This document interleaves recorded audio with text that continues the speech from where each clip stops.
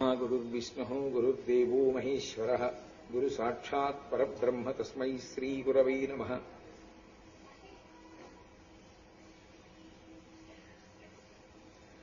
व्यासाय विष्णुरूपाय व्यासरूपाय विष्णवे नमो वै ब्रह्मनिधये वासिष्ठाय नमो नमः। कूजन्तम् राम रामीति मधुरम् मधुराक्षरम् आरुह्य कविताशाखाम् वन्दे वाल्मीकिकोकिलम्। श्रुतिस्मृतिपुराणानाम् आलयम् करुणालयम् नमामि भगवत्पादशङ्करम् लोकशङ्करम्। वागर्धाविव सम्पृक्तौ वागर्धप्रतिपत्तये जगतः पितरौ वन्दे पार्वती परमेश्वरौ। सूक्तिम् समग्रयितुनः स्वयमेव लक्ष्मीः श्रीरङ्गराजमहिषी मधुरैः कटाक्षैः वैदग्ध्यवर्णकुणकुम्भनगौरवैर्याम् कण्डूलकर्णकुहराः कवयोधयन्ति। हैमोर्ध्वपुण्ड्रमजहन्मकुटम् सुनासम् मन्दस्मितम् मकरकुण्डलचारुगण्डम् बिम्बाधरम् बहुलदीर्घकृपाकटाक्षम् श्रीवेङ्कटेशमुखमात्मनिसन्निधत्ताम्। विमलपटी कमलकुटी पुस्तकरुद्राक्षसस्तहस्तपुटी कामाक्षी पक्ष्मलाक्षी कलितविपञ्ची विभासि वैरिञ्ची। मनोजवम् मरुततुल्यवेगम् जितेन्द्रियम् बुद्धिमताम् वरिष्ठम् वातात्मजम् वानरयूथमुख्यम् श्रीरामदूतम् शिरसा नमामि। आपदामपहर्तारम् दातारम् सर्वसम्पदाम् लोकाभिरामम् श्रीरामम् भूयो भूयो नमाम्यहम्। हरिः ओम्। परमेश्वर स्वरूपेण सभకి नमस्कारम्।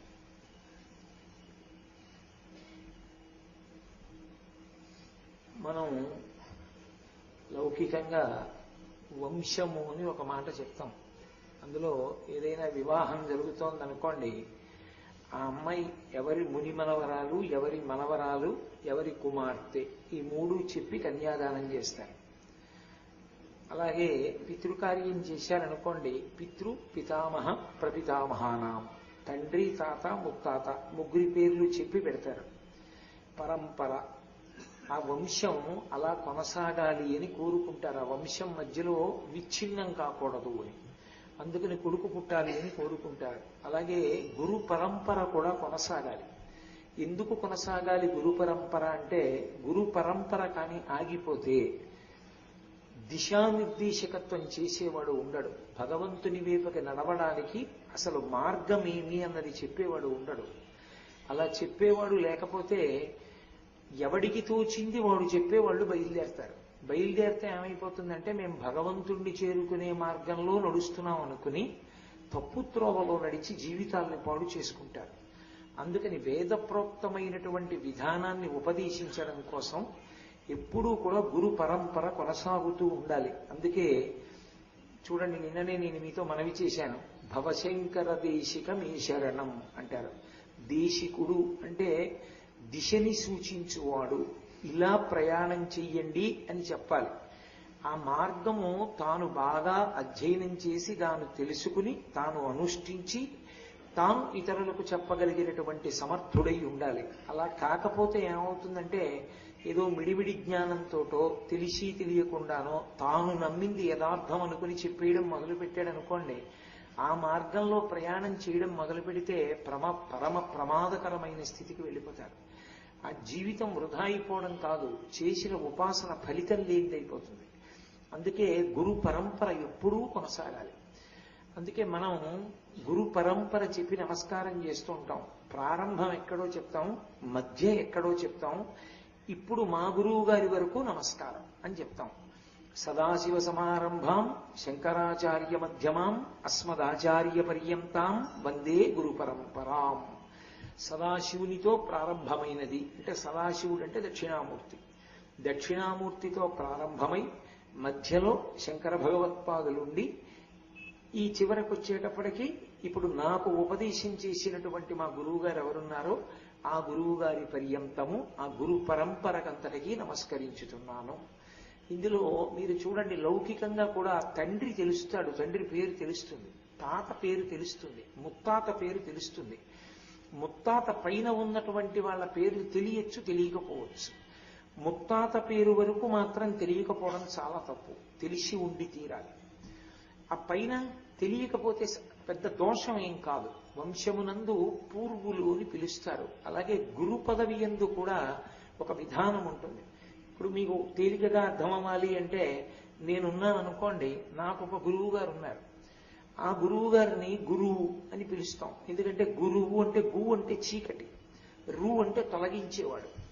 చీకటిని తొలగించి అజ్ఞానాన్ని తొలగించి జ్ఞానం అనేటటువంటి జ్యోతిని చూపించి దారి చూపిస్తారు కాబట్టి గురువు. మా గురువు గారు ఉంటారు. మా గురువు గారికి ఒక గురువు గారు ఉంటారు. పరంపర కదూ, ఆ మార్గం అలా వస్తూ ఉంటుంది. మా గురువు గారిని పరమ గురువు గారు అంటారు. ఉదాహరణకి ఏదో ఈ సంవత్సరం వ్యాస పూర్ణిమకి మా గురువు గారు వచ్చారనుకోండి. మా గురువు గారు వస్తే నాకు శిష్యులైన వారు ఎవరైనా ఉంటే వారు అప్పుడు మా గురువు గారిని ఏమనాలంటే పరమ గురువు గారు అనాలి. గురువు యొక్క గురువు పరమ గురువు. పరమ గురువు గారు పరమేష్ఠి గురువు. పరమేష్ఠి గురువు యొక్క గురువు పరాపర గురువు. పరాపర గురువు యొక్క ముందు గురువులు పూర్వాచార్యులు అంటారు. అందుకే మంగళాశాసనపరై మదాచార్య పురోగమై సర్వైశ్చ పూర్వైరాచార్యై సత్కృతాయాస్తు మంగళం. పూర్వాచార్యులు అని పిలుస్తారు. అందుకని గురువు, పరమ గురువు, పరమేష్ఠి గురువు, పరాపర గురువు, పూర్వాచార్యులు, అది పరంపర నడుస్తూ ఉంటుంది. ఇందులో చిత్రం ఏమిటంటే, సదాశివ సమారంభాం శంకరాచార్య మధ్యమాం అన్న శ్లోకానికే వేరొక శ్లోకం కూడా ఉంది. అదే భావనని ఇస్తుంది. నారాయణ సమారంభాం వ్యాసశంకర మధ్యమాం అస్మదాచార్య పర్యంతాం వందే గురు పరంపరాం. ఏమండి, మరి సదాశివ సమారంభాం అని ఒక శ్లోకంలో అన్నారు, నారాయణ సమారంభాం అని ఒక శ్లోకంలో అన్నారు. మరి సదాశివ సమారంభాం అని మళ్ళీ నారాయణ సమారంభాం అంటే శ్లోకంలో తేడా రాదా? మొట్టమొదట ఉన్న గురువు యొక్క పేరు మార్పు జరగలేదా అని అనుమానం రావచ్చు. కానీ అందులో ఉన్నటువంటి సాంకేతికమైన విషయాన్ని మీరు గ్రహించాలి. వేదం ఒక హామీ ఇచ్చింది. తండ్రి జన్మతః గురువు బిడ్డకి. ఏ బిడ్డకైనా సరే తండ్రి జన్మతః గురువు. ఎందుచేత గురువు అంటే భార్యకి భర్త గురువు. ఇక మళ్ళీ వేరే గురువు గారు అని ప్రత్యేకంగా ఆడదానికి ఉన్నా లేకపోయినా పర్వాలేదు, తన భర్త తనకి గురువు అంతే.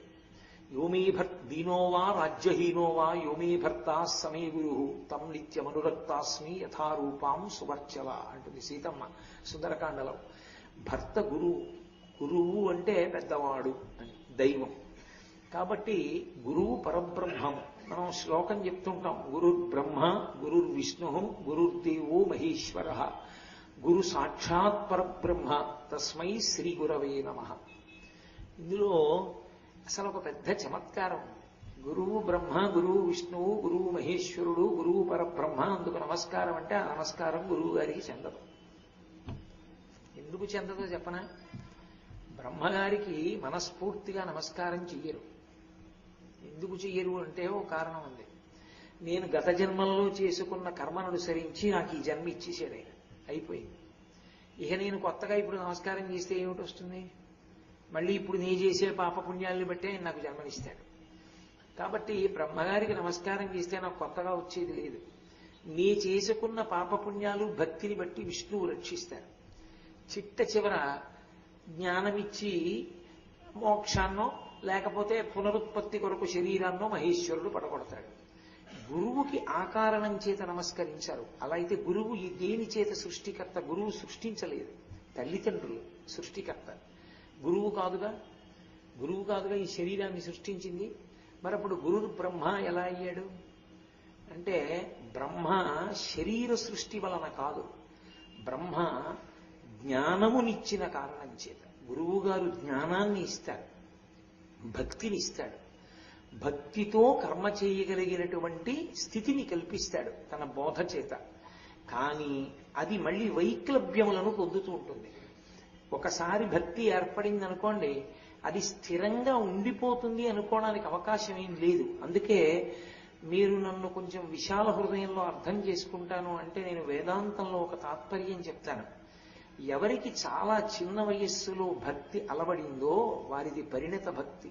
అంతకు ముందు కొన్ని జన్మల పాటు ఉపాసన నడిచిందని గుర్తు.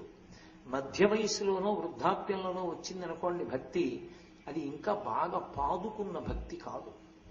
అది ఇంకా ఉత్తర జన్మల్లో బాల్యం నుంచే ఆ భక్తితో ఉండగలిగిన స్థితి ఏర్పడాలి. అలా ఏర్పడాలంటే పుట్టుకతో భగవంతుని యందు ఆ అనురక్తి కలగాలి. అది గత జన్మ వాసనాబలం. భగవంతుడు భగవంతుడు భగవంతుడిని తిరిగి తిరిగి తిరిగి తిరిగి ఆయన మీద మమకారంతోనే శరీరం వదిలేశాడు. పుట్టుకతో వచ్చేస్తుంది భక్తి, ప్రహ్లాదుడికి వచ్చినట్టు. అది తరించిపోతున్నాడు అనడానికి దగ్గర. అందుకే మీరు మహాత్ముల చరిత్రలు చూడండి, సాధారణంగా బాల్యం నుంచే భక్తి అలవడుతుంది. కాబట్టి ఈ భక్తి యందు ఉత్థాన పతనాలు ఉంటాయి. భక్తి కదిలిపోతూ ఉంటుంది. చాలా భక్తిగా ఉన్నవాడు భక్తి వదిలిపెట్టేస్తాడు. ఏదో ఆపద వస్తుంది, నేను ఇంకా దేవుణ్ణి నమ్మట్లేదండి, పూర్వం తిరిగేవాడిని, సంధ్యావందనం అవి చేసేవాడిని, అవన్నీ ఉట్టిది, నేను ఇప్పుడు అవన్నీ మానేశానండి అంటే మళ్ళీ ఏదో కొన్నాళ్ళు పోయిన తర్వాత మళ్ళీ ఆ మార్గంలోకి వస్తాడు. అంటే భక్తి యందు ఉత్థాన పతనములు ఉంటాయి. నిలబడడం, జారిపోవడం జరుగుతాయి.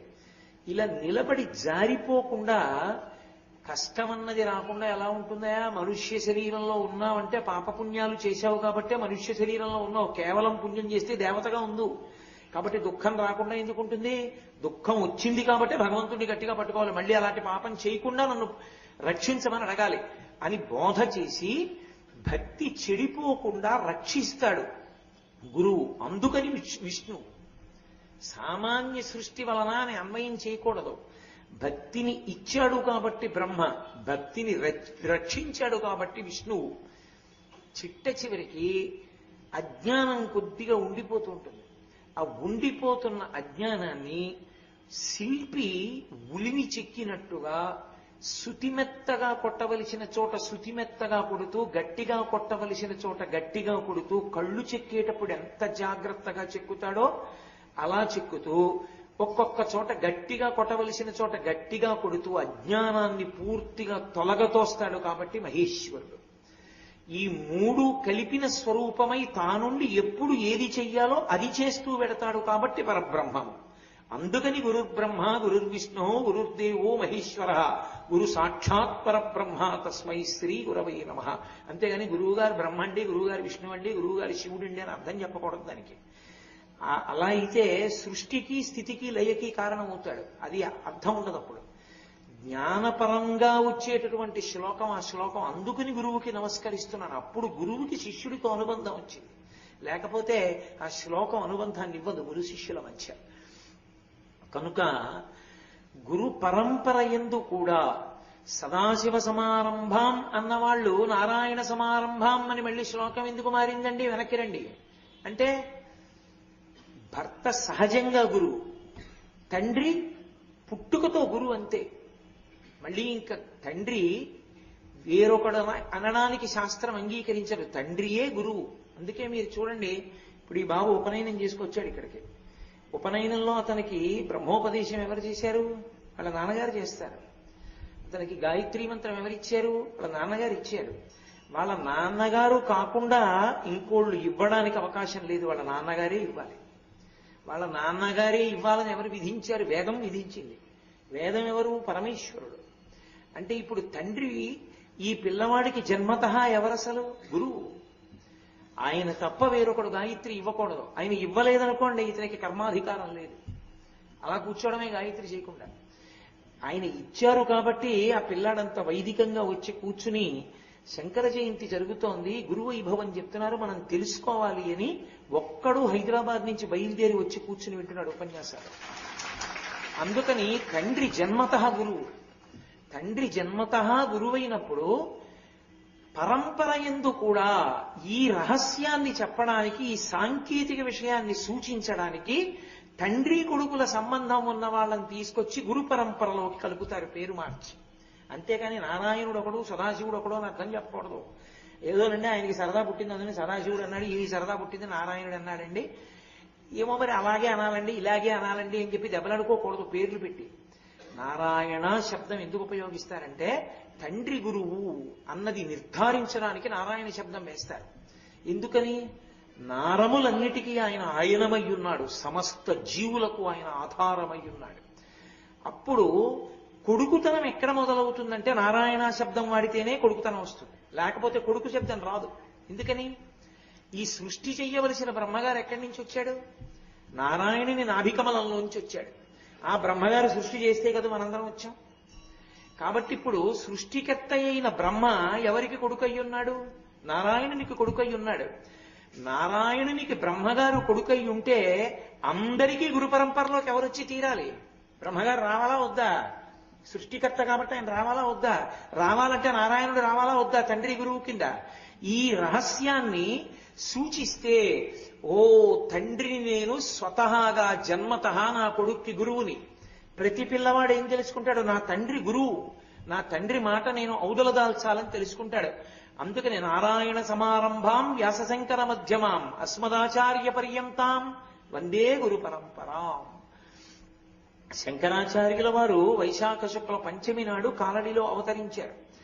ఎంత అవతారమైనా ఆయన కూడా సమాజాన్ని వైదికంగా ఉద్ధరించాలని అనుకున్నారు కాబట్టి వైదిక మార్గానికి కట్టుబడగలిగినటువంటి బ్రాహ్మణ కుటుంబంలో జన్మించారు. ఆపత్సన్యాసం స్వీకరించి శాస్త్రోక్తమైన సన్యాసాన్ని గురువివ్వాలి. శాస్త్రోక్తమైన సన్యాసం తీసుకోవాలి అంటే అటువంటి గురువు గురించి శంకరులు బయలుదేరారు. ఎక్కడ బయలుదేరారు? ఎక్కడో దక్షిణాన చివర ఉన్నది కాలడి. ఆ కాలడిలో బయలుదేరారు. శంకరులు ఎవరు? సామాన్యమైనటువంటి సన్యాసి కారు. కారణజన్ముడు, అవతార స్వీకారం చేసిన వారు. అందుకు అమ్మగారికి వరం ఇచ్చారు. శంకరాచార్యుల వారు అవతార పురుషుడు, కానీ ఆర్యాంబ అవతారం కాదు. ఆవిడ అందరిలాగే సామాన్య స్త్రీ అయినప్పుడు ఆమె అవతార స్వరూపం కాకపోతే ఆవిడ తరించాలి అంటే ఎవరి వల్ల తరిస్తుంది? కొడుకు చేస్తేనే. ఉన్నదొక్కడే కొడుకు. అమ్మ కన్నా గొప్పది ఇంకోటి లేదని నిన్ననే నేను మీకు సన్యాస ధర్మంలోంచి కూడా చూపించాను. చూపించినప్పుడు మరి అమ్మకి చెయ్యాలా వద్దా అంచేష్టి. అందుకే చేస్తానని ఒప్పుకున్నారు శంకరాచార్యుల వారు. వారు శాస్త్రాన్ని ఎక్కడా అధిగమించారు. శంకరుల జీవితం మొత్తం మీద శాస్త్రాన్ని ఒక్క అడుగు దాటి వెయ్యడం అన్నది మీకు కనపడదు. అందుకే ఉన్మృధిత కాల లాంఛనం, ఒక్క నల్లమత్సలేని వ్యక్తి అని పేరు పెట్టారు పద్మపాదాచార్యుల వారు. అంతటి మహాపురుషుడు శంకర భగవత్పాదులంటే. ఆయన బయలుదేరారు. ఎన్నాళ్ళుంటారు? ఆయన 100 ఏళ్ళు ఉంటానని చెప్పలేదు. ఆయన 8 ఏళ్ళు ఉంటానన్నారు. అప్పటికి అయిపోయింది. 5 సంవత్సరాలకు ఉపనయనం అయిపోయింది. చాలా తొందరగా సన్యాసం స్వీకరించేశారు. అవతార పరిసమాప్తి అయిపోతుంది. మరి వైదిక మార్గాన్ని రక్షించేవాడు ఎవరు దేశంలో? అందుకే వ్యాస భగవానుడు కోరుకున్నాడు. బదరీనాథులో వ్యాస దర్శనం అవ్వాలని కోరుకుంటారు మహాత్ములందరూ. మీరు ఒక్కటే గుర్తుపెట్టుకోండి, ఎప్పుడైనా వాంగ్మయాన్ని పరిశీలనం చేసేటప్పుడు వీరికి వ్యాస దర్శనమైనది అని ఎక్కడైనా కనపడింది అనుకోండి, మీరు వెంటనే పుస్తకానికి ఆయనకి ఓ నమస్కారం చేయాలని గుర్తు. వ్యాసుడంటే అంత గొప్ప స్థితి. అటువంటి వ్యాసుడు గోవింద భగవత్పాదులకు దర్శనమిచ్చాడు. దర్శనమిచ్చి నువ్వు ఇక్కడే నేను ఇక్కడే కూర్చుంటే పరమశివుడు అవతారంగా వచ్చాడు శంకరాచార్యుల వారిగా. గురువు గారి కోసం నడిచొస్తున్నాడు. సన్యాసాశ్రమ ధర్మం. వాహనాలెక్కి తిరగకూడదు, బళ్ళెక్కి తిరగకూడదు. పీఠాధిపతికి వెనక విశేషమైనటువంటి వాహనాలు వస్తాయి. పెద్ద పెద్ద ఏనుగులు వస్తాయి, ఒంటెలు వస్తాయి, గుర్రాలు వస్తాయి. కానీ అన్నిటినీ చూసి ఒక్కసారి పీఠం యొక్క సంప్రదాయము అని వాటి వంక చూసి నమస్కారం స్వీకరిస్తాడు. తాను మాత్రం నడిచొస్తాడు తప్ప, లేకపోతే శిష్యులు పల్లకీలో కూర్చుంటే శిష్యులు మొయ్యాలంతే తప్ప వాహనం ఎక్కి తిరగకూడదు సన్యాసి. సన్యాస ధర్మానికి వ్యతిరేకం అది. కాబట్టి శంకరాచార్యుల వారు భూమినంతటినీ కూడా, భరత భూమినంతటినీ కూడా 3 పర్యాయములు పాదచారి అయి పర్యటించారు. శంకరాచార్యుల వారు చిన్న పిల్లాడు, ఎంతంత కాళ్ళు ఉంటాయి, నడిచొస్తున్నాడు. ఎప్పటికొస్తాడు హిమాలయ పర్వతాలకి? ఈ లోపల అయిపోదు ఆయన చేసుకున్న నిర్ణయం. కాబట్టి నువ్వెళ్ళు తొందరగా. ఎక్కడికి వెడతావు? నర్మదా నది ఒడ్డుకెళ్ళు. నర్మదా నది ఒడ్డున ఎందుకు కూర్చోవాలి? నీకు ఆ నర్మదా నదితోటి అక్కడ ఉన్న రావి చెట్టుతోటి నీకో సంబంధం ఉంది, నీకు బాగా తెలుసు. అందుకని వెళ్ళి అక్కడ కూర్చో, అక్కడ గుహలో అంటే. వెంటనే గోవింద భగవత్పాదులు అన్నారు, తప్పకుండా వెడతాను, కానీ వచ్చినవాడు పరమశివుడని నాకు ఎలా తెలుస్తుందని అడిగారు. ఎందుకని? 1-2 సన్యాసం అడుగుతారు అనుకోకండి. పీఠాధిపతుల దగ్గరికి వెళ్ళి సన్యాసం అడిగేటటువంటి వాళ్ళు ఎందరో ఉంటారు. పరమాచార్య స్వామి వారు కామకోటి పీఠాధిపత్యం వహించిన రోజుల్లో రోజు ఎవరో ఒకరు వచ్చి అయ్యా నాకు సన్యాసం ఇవ్వండి అంటుండేవారు. పరమాచార్య వెంటనే అనేవారు, కామాక్షి మందిరంలో కూర్చుని 1,00,000 గాయత్రి చేసిరా అనేవారు. మళ్ళీ వచ్చేవాడు, 1,00,000 అయిపోయిందా? అయిపోయింది. 1,00,000 చేసిరా? అయిపోయిందా? అయిపోయింది. మూక పంచశతి పారాయణ చేసిరా? ఇన్ని పారాయణలు అయ్యి అతను నిలబడగలడని నమ్మకం వస్తే అప్పుడు ఇచ్చేవారు సన్యాసం. ఎందరో వస్తారు గోవింద భగవత్పాదుల దగ్గరికి. పరమశివుడు వచ్చాడని ఎలా తెలుస్తుంది నాకు? నువ్వు అడగక్కర్లేదు, ఆయనే చెప్పేస్తాడు రహస్యంగా. నేను శివుణ్ణని చెప్తాడు, నీకు అర్థమవుతుంది, వెళ్ళు. గోవింద భగవత్పాదులు బయలుదేరి వచ్చారు. అందుకే శంకరాచార్యుల వారి గురు పరంపర దగ్గరికి వచ్చేటప్పటికి వ్యాసుడు జోక్యం చేసుకోవలసి వచ్చింది శంకరాచార్యుల వారికి శాస్త్రీయ సన్యాసం ఇవ్వడానికి. శంకరాచార్యుల వారికి కూడా గురు పరంపర ఉంది. ప్రధానంగా నేను చెప్పాను కదా, ఆ గురు పరంపరని చెప్పినప్పుడు ఎక్కడి నుంచి చెప్తామంటే నారాయణం పద్మభువం వశిష్టం శక్తించ తత్పుత్ర పరాశరంచ వ్యాసం శుకం గౌడపాదం మహాంతం గోవింద యోగీంద్ర వధాస్య శిష్యం అని చెప్తాం శంకరాచార్యుల వారికి ముందు వరకు. నారాయణం, నారాయణుడు గురువు. సదాశివుడిగా సదాశివుడు గురువు. కానీ పరంపర తండ్రి కొడుకు తండ్రి కొడుకు తండ్రి కొడుకు చెప్పాలంటే నారాయణుడు చెప్పాలి. అందుకని నారాయణం. నారాయణం శిష్యుడు పద్మభువం. పద్మభువం అంటే పద్మంలోంచి పుట్టినవాడు. పద్మంలోంచి పుట్టినవాడు ఎవరు? ఆయన నాభిగమనంలోంచే పుట్టాడు చతుర్ముఖ బ్రహ్మగారు. అంటే ఇప్పుడు కొడుక్కి తండ్రి గురువు. అంటే మనకి వేదంలో చెప్పిన పరంపర వస్తోంది. తండ్రి కొడుకు తండ్రి కొడుకు తండ్రి కొడుకు నడుస్తుంది కొంత దూరం. అందుకని నారాయణం పద్మభువం. బ్రహ్మగారు ఊరు ఎలా అయ్యాడండి? బ్రహ్మగారికి దేవాలయం కూడా లేదుగా. బ్రహ్మగారికి దేవాలయం లేదు, బ్రహ్మగారికి ఎక్కడా పూజ లేదు, బ్రహ్మగారికి విగ్రహం లేదు. మరి బ్రహ్మగారికి నమస్కారం ఎలా కుదురుతుంది? గురువుని బ్రహ్మగారిని గురువుగా తీసుకుని నారాయణుడి పక్కన పద్మభువం బ్రహ్మగారు గురువు అని చెప్పడానికి ఎలా ఆధారం? అంటే తండ్రికి కొడుకు కనుక. 2, ఆయన ఉపదేశం చెయ్యలేదని మీరు అనుకోకూడదు. నామమంత్రాన్ని ఇచ్చాడు నారదుడికి. 10 మంది మానసపుత్రులు ఉన్నారు, అందులో వశిష్ఠుడు కూడా ఒకడు. ఆయన అసలు ఉపదేశము అనేటటువంటిది ఒక శాస్త్రీయమైన విధానంలో నోటితో ఉపదేశం చెయ్యడం అనేటటువంటి ప్రక్రియ ప్రారంభమైంది ఎక్కడి నుంచి అంటే దత్తాత్రేయ స్వామి వారి దగ్గర ప్రారంభమైంది. దత్తాత్రేయ స్వామి వారికి పూర్వం ఉపదేశం అనేటటువంటి ప్రక్రియతో ఉండేది కాదు గురు పరంపరలో. కేవలంగా ఏమిటంటే ఏదో ఒక నామమో ఏదో ఒకటి ఇవ్వడం అంతే, అంతవరకే. కాబట్టి నారాయణం పద్మభువం బ్రహ్మగారు నారదుడికి ఇచ్చాడు, వశిష్ఠుడికి ఇచ్చాడు అలా ఉపదేశం. కాబట్టి బ్రహ్మగారు గురువు. కాబట్టి నారాయణుని తర్వాత బ్రహ్మగారు. నారాయణం పద్మభువం వశిష్టం. బ్రహ్మగారి కొడుకు వశిష్ఠుడు. బ్రహ్మమానస పుత్రుల్లో ఒకరిగా చెప్తారు వశిష్ఠుణ్ణి. 10 మంది ప్రజాపతుల్ని చెప్తారు. చెప్పినప్పుడు అందులో మానసపుత్రుల్లో నారదునితో సమాన స్థాయిలో వశిష్ఠుడు కూడా చెప్పబడతాడు. దీర్ఘకాలం ఉన్నవాడు.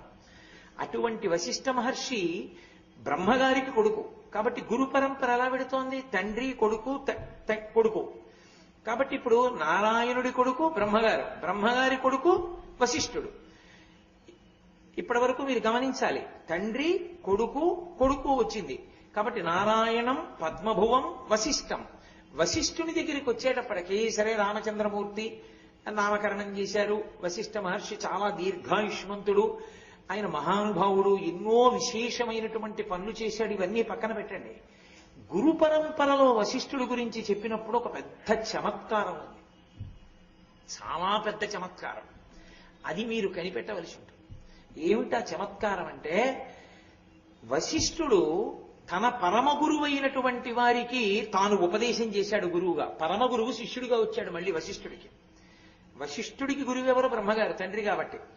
బ్రహ్మగారు గురువు అయితే బ్రహ్మగారి తండ్రి నారాయణుడు వశిష్ఠుడికి ఏమవుతాడు? పరమ గురువు అవుతాడు. నారాయణుడు పరమ గురువు. ఆ నారాయణుడేగా రామచంద్రమూర్తిగా వచ్చాడు. నారాయణుడు రామచంద్రమూర్తిగా వస్తే రామచంద్రమూర్తిని కూర్చోబెట్టి పాఠం చెప్పింది, ఉపదేశం చేసింది ఎవరు? వశిష్ఠుడే. కాబట్టి తన పరమ గురువుకి తాను గురువుగా కూర్చుని మళ్ళీ శిష్యుడిగా ఉపదేశం చేశాడు నారాయణుడిని కూర్చోబెట్టి.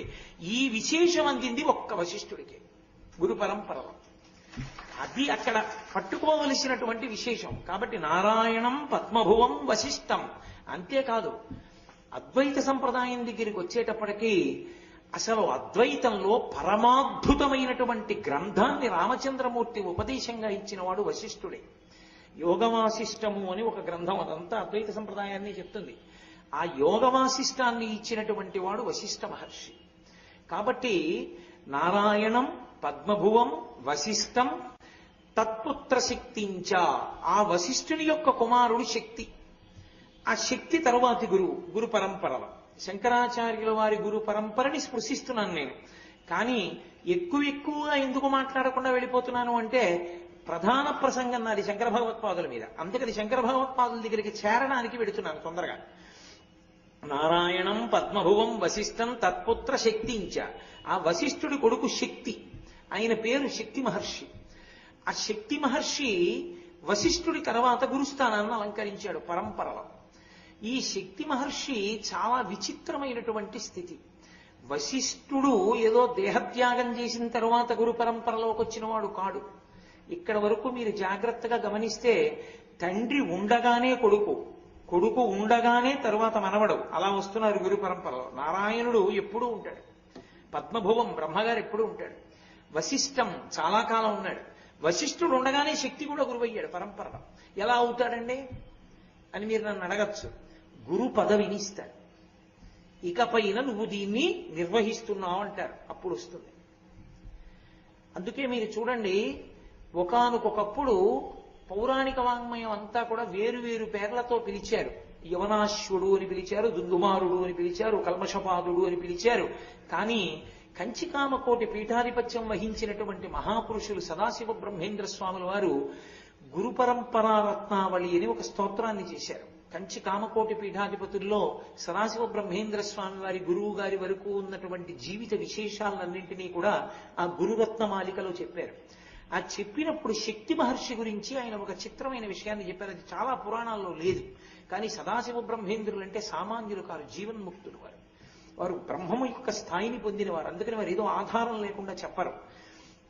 ఒకానొకప్పుడు ఒక మహారాజు ఉండేవాడు. ఆయన యువనాశ్వుడు అనండి, ఏదనండి, కల్మషపాదుడు అని లోకంలో ప్రచారం ఆయనకి. ఆ కల్మషపాదుడు ఒకానొక సమయంలో వశిష్ఠ మహర్షిని భోజనానికి పిలిచాడు. అంతఃపురం ఏదో పితృకార్యానికి వశిష్ఠుడు వెళ్ళాడు బ్రహ్మస్థానంలో. భోజనం పెట్టాడు. భోజనం తింటుంటే వశిష్ఠ మహర్షికి అనుమానం వచ్చింది, భోజనంలో ఏదో తేడా వచ్చింది. గురువు గారికి కోపం తెప్పించి శిష్యుణ్ణి పాడి చెయ్యాలని వంటింట్లో ఒక రాక్షసుడు ప్రవేశించి మనుష్య మాంసాన్ని వండి వశిష్ఠుడికి వడ్డింపించాడు రాజు చేత. ఇది తెలుసుకోలేడా వశిష్ఠుడు? తెలుసుకోగలడు.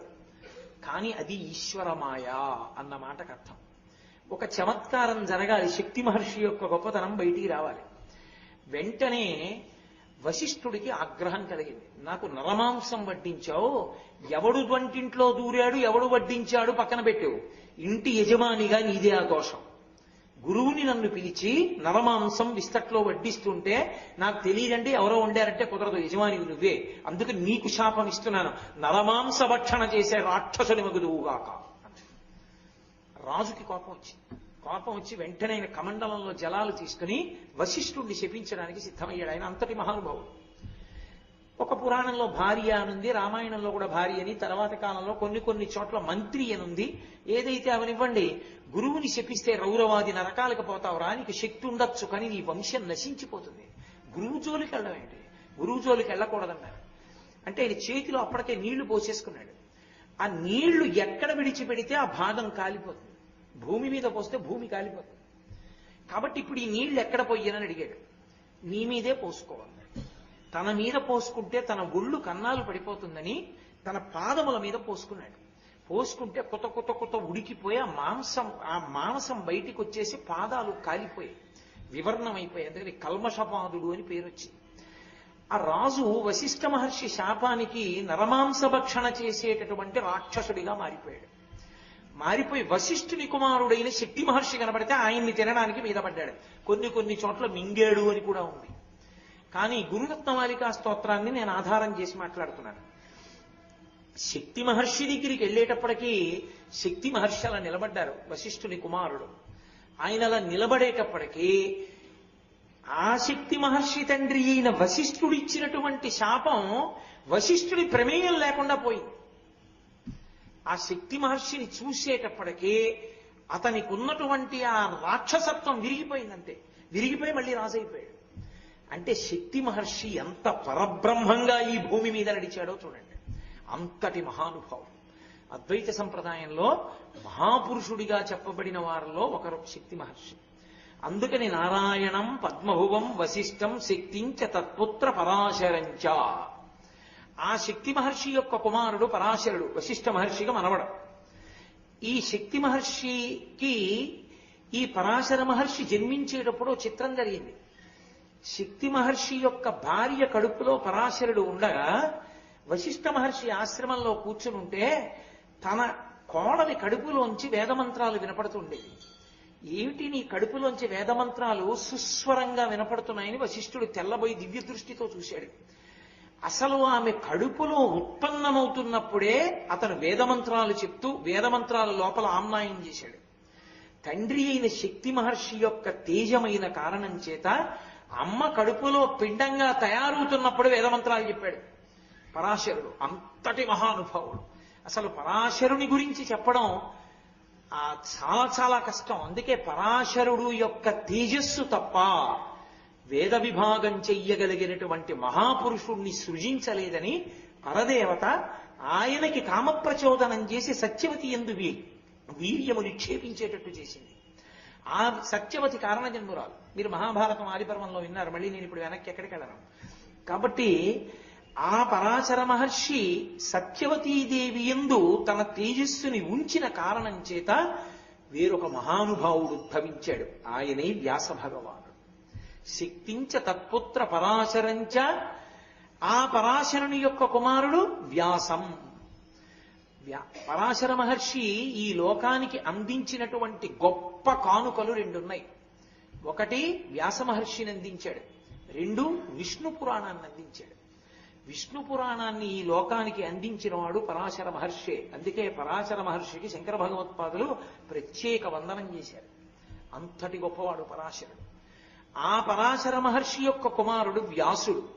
వ్యాసుడి గురించి నేను ఎంత చెప్పినా తక్కువే. వ్యాసుడి గురించి చెప్పడం ఎవరికీ సాధ్యం కాదు. అసలు వ్యాసోచ్ఛిష్టం జగత్సర్వం. వ్యాసుని యొక్క ఎంగిలి వాంగ్మయం అంతా. అసలు వ్యాసుడు లేకపోతే కటిక చీకటి. ఆ వ్యాసుడే కలియుగంలో ఉండేటటువంటి జనుల ఆయుర్దాయాన్ని దృష్టిలో పెట్టుకుని వేదాల్ని విభాగం చేసి ఒక్కొక్కరు కలియుగంలో 100 సంవత్సరముల కన్నా ఎక్కువ బ్రతకరు. కాబట్టి ఏ వేదాల్లో శాఖని తాను 100 ఏళ్లలో చదవగలడో అది నిర్ణయం చేసి వేద విభాగం చేసిన వాడు, బ్రహ్మసూత్రములను ఇచ్చినటువంటి వాడు, మహాభారతాన్ని ఇచ్చినవాడు, 18 పురాణములను ఇచ్చినటువంటి వాడు మహానుభావుడు వ్యాస భగవానుడే. ఆ వ్యాస భగవానుడి పేరు మీదుగానే గురు పౌర్ణమి చేస్తాం. గురు పౌర్ణమి వాడి పేరు మీద వీడి పేరు మీద చేసేది కాదు. గురు పౌర్ణమి అంటే వ్యాసుడి పేరు మీద చెయ్యాలి. గురువు గారిలో వ్యాసుణ్ణి చూసి నమస్కారం. అది వ్యాస పౌర్ణిమ. అంతేగాని గురు పౌర్ణమికి ప్రతివాడికి నమస్కారాలకి ప్రతివాడికి పూజలు లేవు. గురు పౌర్ణిమ అంటే వ్యాసుడికే పూజ. వ్యాస పంచకం వేసి చేస్తారు. 6 30 నిమ్మకాయల్లో ఆవాహన చేసి మంటపాలు అయ్యాలి వేసి పూజ చేస్తారు. కాబట్టి ఆ పరాశరుని యొక్క కుమారుడు వ్యాసుడు, వ్యాసుని యొక్క కుమారుడు శుకుడు. ఇక్కడ వరకు మీరు ఒక గమ్మత్తు పట్టుకోవాలి.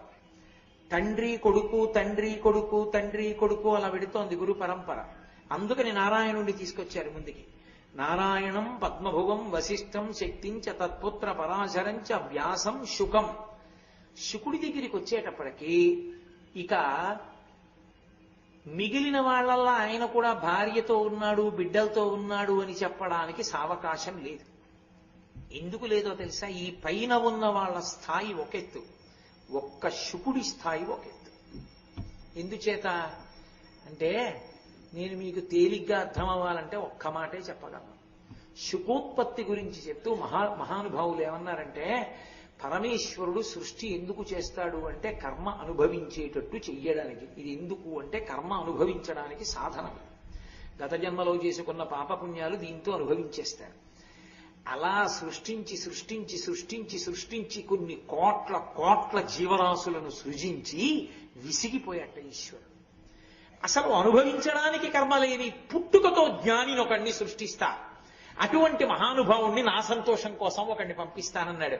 అలా వచ్చిన వాళ్ళు ఈ లోకంలో ఇద్దరు. ఒకడు వామదేవుడు, 2 శుకబ్రహ్మ. శుకుడికి పుట్టుకతో వైరాగ్యం, పుట్టుకతో బ్రహ్మజ్ఞానం. ఆయనకి ఒకరు చెప్పవలసిన అవసరం లేకపోయింది. ఆ దేవి భాగవతంలో ఆయన గురించి చెప్తూ అంతరిక్షత్తాతోర్వాం అంటారు. ఆయనకి కావలసిన దండకమండలాలు కూడా అంతరిక్షంలోంచి కింద పడ్డాయి. అంతటి మహానుభావుడు. ఆఖరికి ఆయన నడిచి వెళ్ళిపోతుంటే వ్యాసుడు వెంటబడ్డాడు. పుత్రా పుత్రా పుత్రా అని. ఆయన పలకలేదు, చెట్లు చేమలు పక్షులు జంతువులు పలికాయి తండ్రి తండ్రి అని. అదేమిటి అంటే ఆయన బ్రహ్మమును పొందాడు. బ్రహ్మవిత్ బ్రహ్మైవ భవతి, పుట్టుకతో బ్రహ్మమును పొందేశాడు, ఉపనయనం కూడా అవ్వకుండానే. ఆ స్థాయిని పొందినవాడు కాబట్టి బ్రహ్మం అంటే అంతటా నిండిపోయి ఉంటుంది. తండ్రి కొడకా అని ఆయన పిలిస్తే ఆయన బ్రహ్మము అంతటా ఉన్నాడు కాబట్టి చెట్లు పుట్టలు అన్ని వ్యాసుడికి కొడుకై, అన్ని వ్యాసుడికి పుత్రులైపోయే తండ్రిని జగత్తంతా ఇచ్చింది. అంటే శుకుని స్థాయి ఏమిటో మీరు ఆలోచించండి. అసలు శుకుడితో పోల్చడానికి ఇక ఎవరూ సరిపోరు. అందుకే శుకుడి ఒక్కడిది ఒక స్థాయి. అంత అద్భుతమైనటువంటి స్థితిని పొందేసిన వాడు. ఆ శుకబ్రహ్మ తర్వాత వచ్చినటువంటి వాళ్ళు వ్యాసం, శుకం, గౌడపాదం. ఇన్ని మలుపులు తిరిగిపోయింది. శుకుడి వరకు కొడుకులు, శుకుడి తర్వాత శుకుడి కొడుకు కాదు. పరబ్రహ్మ స్థాయిని పొందేసిన వాడికి ఇంకా కొడుకు పుట్టాడని చెప్పడం ఎలా కుదురుతుంది? పుట్టుకతో అంత వైరాగ్యం ఉన్నవాడికి. అందుకే ఇక కొడుకు కాదు గురువు. ఎవరు? గౌడపాదం సన్యాసి. గౌడపాదాచార్యుల వారు సన్యాసి. శుకాచార్యులు పరబ్రహ్మజ్ఞానం పుట్టుకతో విశేషమైన వ్యక్తి. అంతకు ముందు వరకు కుటుంబీకులు, అంటే సంసారం చేసిన వాళ్ళందరూ కూడా వచ్చారని చెప్పవలసి ఉంటుంది. కాబట్టి ఇన్ని మలుపులు తిరుగుతోంది. శుకుడి తర్వాత గౌడపాదాచార్యుల వారు వచ్చారు. శుకుడి తర్వాత సన్యాసి అయిన గౌడపాదాచార్యుల వారు శుకబ్రహ్మ దగ్గర ఎలా ఉపదేశం తీసుకున్నారు? ఎలా సన్యాసం తీసుకుని అద్వైత గురు పరంపరలోకి ఎలా వచ్చారు గౌడపాదాచార్యుల వారు? అంటే మళ్ళీ మీరు నేను ఎక్కడ బయలుదేరానో జ్ఞాపకం పెట్టుకోండి. లేకపోతే ఆ రెండిటికి మధ్య ఉన్న సంబంధ కవాటం తెగిపోయిందనుకోండి, నేను ఎట్టెడుతున్నానో మీకు అర్థం కాదు. మీరు ఎక్కడ నేను తెగానో మళ్ళీ ఎక్కడ కలుపుతానో గుర్తుపెట్టుకోవాలి. అంటే నేను మళ్ళీ ఏ గంట తర్వాతో కలుపుతాను దీన్ని. ఇక్కడ శుకబ్రహ్మకి గౌడపాదాచార్యుల వారు శిష్యులు ఎందుకు అయ్యారు అన్నది కదా ప్రశ్న. ఒకానొకప్పుడు శ్రీ మహావిష్ణువు అజపతాండవాన్ని అనుభవిస్తున్నాడు. నేను చాలా శ్లోకాలు విడిచిపెట్టి మాట్లాడుతున్నాను, ఎందుకంటే అది అవదని. అజపతాండవం అన్నది ఒక తాండవం. పరమేశ్వరుడు చేసేటటువంటి తాండవాలు అన్నీ ఒకలా ఉండవు. ఊర్ధ్వతాండవమూర్తి అని ఒక తాండవం, ఆనంద తాండవము అని ఒక తాండవం, ప్రళయతాండవము అని ఒక తాండవం, అజపతాండవము అని ఒక తాండవం. ఇలా బోళ్ళెన్ని ఉంటాయి. ఆనంద తాండవం చిదంబరంలో చేస్తాడు. ఊర్ధ్వతాండవం మీరు ఇప్పటికీ ద్వారకా విడితే శంకరాచార్యుల వారి మఠంలో పైకప్పులో కనపడుతుంది. ఈ కాలు ఆకాశంతో సమానం, అంటే ఈ కింద నుంచో పెట్టిన కాలు ఈ పై కాలు ఒక గీతలా నిలబడతాయి. అలా పైకెత్తుతాడు. చిదంబరంలో కనపడుతుంది. ఊర్ధ్వతాండవమూర్తి పైన చిక్కుంటుంది బొమ్మ. ఆ ఊర్ధ్వతాండవమూర్తిగా ఉంటాడు ఒక్కొక్కసారి. ప్రళయతాండవమూర్తిగా ఉంటాడు. అప్పుడు త్రిశూలం ఇలా వేసుకుని చేస్తాడు. అప్పుడు ఎవరు ఉండరు, సమస్తాన్ని తనలోకి తీసేసుకుంటాడు. మహాప్రళయ సాక్షిణి అని అమ్మవారు అప్పుడు సాక్షిగా నిలబడి ఉంటుందంతే. ఇది అజపతాండవం. అజపతాండవం అంటే పరమేశ్వరుడు ఇష్టం వచ్చినట్టు కాళ్ళు చేతులు కదపడానికి అవకాశం ఉండదు. మీరు ఎంత అవకాశం ఇస్తే అంతే కదుపుతూ చేస్తూ ఉంటాడు. అంతే కదుపుతూ చేయడం అంటే చోటు ఉండదని గుర్తు. ఆయనకి చోటు లేని చోట కూర్చొని ఉంటాడు. కొంచెం ఎడం వచ్చిందనుకోండి కదులుతూ ఉంటాడు. కాస్త కాళ్ళు చేతులు ఊపుతూ నాట్యం చేస్తుంటాడు. ఎక్కడ చేస్తాడు అలా? శ్రీ మహావిష్ణువు యొక్క హృదయంలో చేస్తూ ఉంటాడు. అజపతాండవం అని ఇప్పటికీ కొంతమంది చేస్తారు. అజపతాండవం అంటే మీకు తేలిగ్గా అర్థం అవ్వాలంటే ఓ మాట చెప్తా. జపం చేయడానికో మంత్రం ఉండదు. మంత్రం లేకుండా కేవలం ఊపిరిని చూస్తారు, ఊపిరి మీద దృష్టి పెడతారు. అప్పుడు అది యోగ విద్యలో ఏమైపోతుందంటే ఒక ముక్కులోంచి వెళ్ళవలసింది ఇంకో ముక్కులోంచి వెడుతుంది. అది పరిశీలిస్తే దొరకదిహ. అంతర్ముఖత్వంలోకి వెళ్ళిపోతాడు. అప్పుడు సోహం సోహం శబ్దాలు వినపడతాయి. వినపడుతూ అంతర్ముఖత్వంలోకి వెళ్ళి సమాధిలోకి ప్రవేశిస్తాడు. దాన్ని అజపతాండవం అంటారు. ఆ ఊపిరిని ఒక్కదాన్నే పరిశీలిస్తూ ఉండడంలో అది క్రమబద్ధీకరణకి వెళ్ళిపోతుంది. వేగంగా తీయడు అని తీసి వదులుతుంటాడు. ఆ బాగా తీయడంలో వక్షస్థలం విచ్చుకుంటుంది. వదులుతున్నప్పుడు ముడుచుకుంటుంది. ఈ విచ్చుకుని వదులుతున్నప్పుడు బాగా విచ్చుకున్నప్పుడు శివుడు సంతోషంగా కదులుతాడు. ముడుచుకుపోతున్నప్పుడు ఇలా ఇలా ఉండిపోతూ ఉంటాడు. దీన్ని చూస్తున్నారు శ్రీ మహావిష్ణువు లోపల శివతాండవాన్ని. పరమానందాన్ని పొందేశాడు ఆ శివతాండవం చూసి. ఆయనంత సంతోషం పొందుతుంటే బరువు ఎక్కువైపోయాడు. బరువు ఎక్కువైపోతే కిందెవరున్నారు? శేషుడు ఉన్నాడు, ఆయన మోస్తున్నాడు. మరి ఆయనే కదా, ఆదిశేషుడే పడక, ఆదిశేషుడే కుర్చీ, ఆదిశేషుడే గొడుగు ఆయనకి. కాబట్టి శేషుడు అయ్య బాబోయ్ ఏమిటి స్వామి ఇంత బరువు ఎక్కిపోతున్నారు అకస్మాత్తుగా మొయ్యలేకపోతున్నాను అన్నాడు. అజపతాండవం చూస్తున్నాను రా అన్నారు విష్ణువు. ఆయనకి తెలిసి అడుగుతాడని. అజపతాండవమా అంటే ఏమిటి అన్నాడు. నీ చెప్తే ఏమర్థం అవుతుంది, చిదంబరం పో అక్కడ చూడు. శివుడు చేస్తుంటాడు ఆనంద తాండవం. అజపతాండవం నాలో చూస్తున్నాను, ఆనంద తాండవం చిదంబరంలో చూడు, చిదంబరం వెళ్ళన్నారు. అంటే అయితే నేను ఇప్పుడే బయలుదేరుతున్నాను అన్నారు. వెళ్ళు, కానీ ఎలాగో వెడుతున్నావు కాబట్టి భూలోకం మీదకి నువ్వు ఒక ఉపకారం చేసిరా, నువ్వు మహాభాష్య రచన చెయ్యి అన్నాడు. తప్పకుండా చేస్తాను అన్నారు. రచన చేసి రావడం కాదు, మహాభాష్య ప్రచారం కూడా నువ్వే చేసి మళ్ళీ రా అన్నాడు. చేస్తాను అన్నాడు. అని బయలుదేరాడు. అత్రి మహర్షి యొక్క కుమారుడు ఆత్రేయ గోత్రీకుడు అని. పతంజలి కూడా ఒక చోట వేరుగా చెప్పబడింది అనుకోండి. పతంజలి చరిత్రలో ఒక కుణిక కుమారుడు అని ఒక మాట ఉంది. ఆయన శంకరాచార్యుల వారు కూడా ఆత్రేయ గోత్రీకులే. ఇంకా ఆశ్చర్యం ఏమిటంటే శంకరాచార్యుల వారు పుట్టిన సంవత్సరం నందన. ఈ సంవత్సరం పేరు నందన. నందననామ సంవత్సరంలోనే శంకరాచార్యులు వారు అవతార స్వీకారం చేశారు. అందుకే ఈ సంవత్సరం శంకర జయంతికి ప్రశస్తి ఎక్కువ, గురువు గారి అనుగ్రహం విశేషంగా ఉంటుంది. కాబట్టి ఆ శేషుడు ఒక్కొక్క చోట ఒక్కొక్కలా చెప్పారు. అత్రి మహర్షి కుమారుడుగా వచ్చాడు అని ఒక చోట సాధికారికంగా చెప్పింది. వేరొక చోట ఒక కొనిక కుమారుణ్ణి పొందాలనేటటువంటి కోరికతో సూర్య భగవానుణ్ణి ఉపాసన చేసి అంజలి ఘటించింది. అంజలి అంటే ఇలా రెండు చేతులతో పట్టడం. ఇలా రెండు చేతులు పట్టి ప్రార్థన చేస్తోంది సూర్యుణ్ణి. సరే ఎలాగో భూమండలం మీద నేను వెళ్ళాలనుకున్నాను కదా, ఈమె ఎవరో కొడుకు కావాలంటోంది, ఈవిడ కడుపున కొడుకుగా పుడతానని పైనుంచి ఒక్కసారి ఓ చిన్న పాముగా మారి ఆవిడ చేతులు మీద పడ్డాడు. పత్ అంటే పడ్డం సంస్కృతంలో, అంజలి అంటే అంజలి చేతుల్లో పడ్డాడు. అంజలి చేతుల్లో అంటే ఇలా పట్టిన చేతుల్లో అని నా ఉద్దేశం. ఇలా పట్టిన చేతుల్లోకి పట్టాడు. పత్ అంజలి, ఈ రెండు చేతుల్లోకి పడిన పాము రూపం ఉన్నవాడు కాబట్టి ఆవిడ పతంజలి అని పేరు పెట్టుకుంది. ఆయన ఆదిశేషుడు.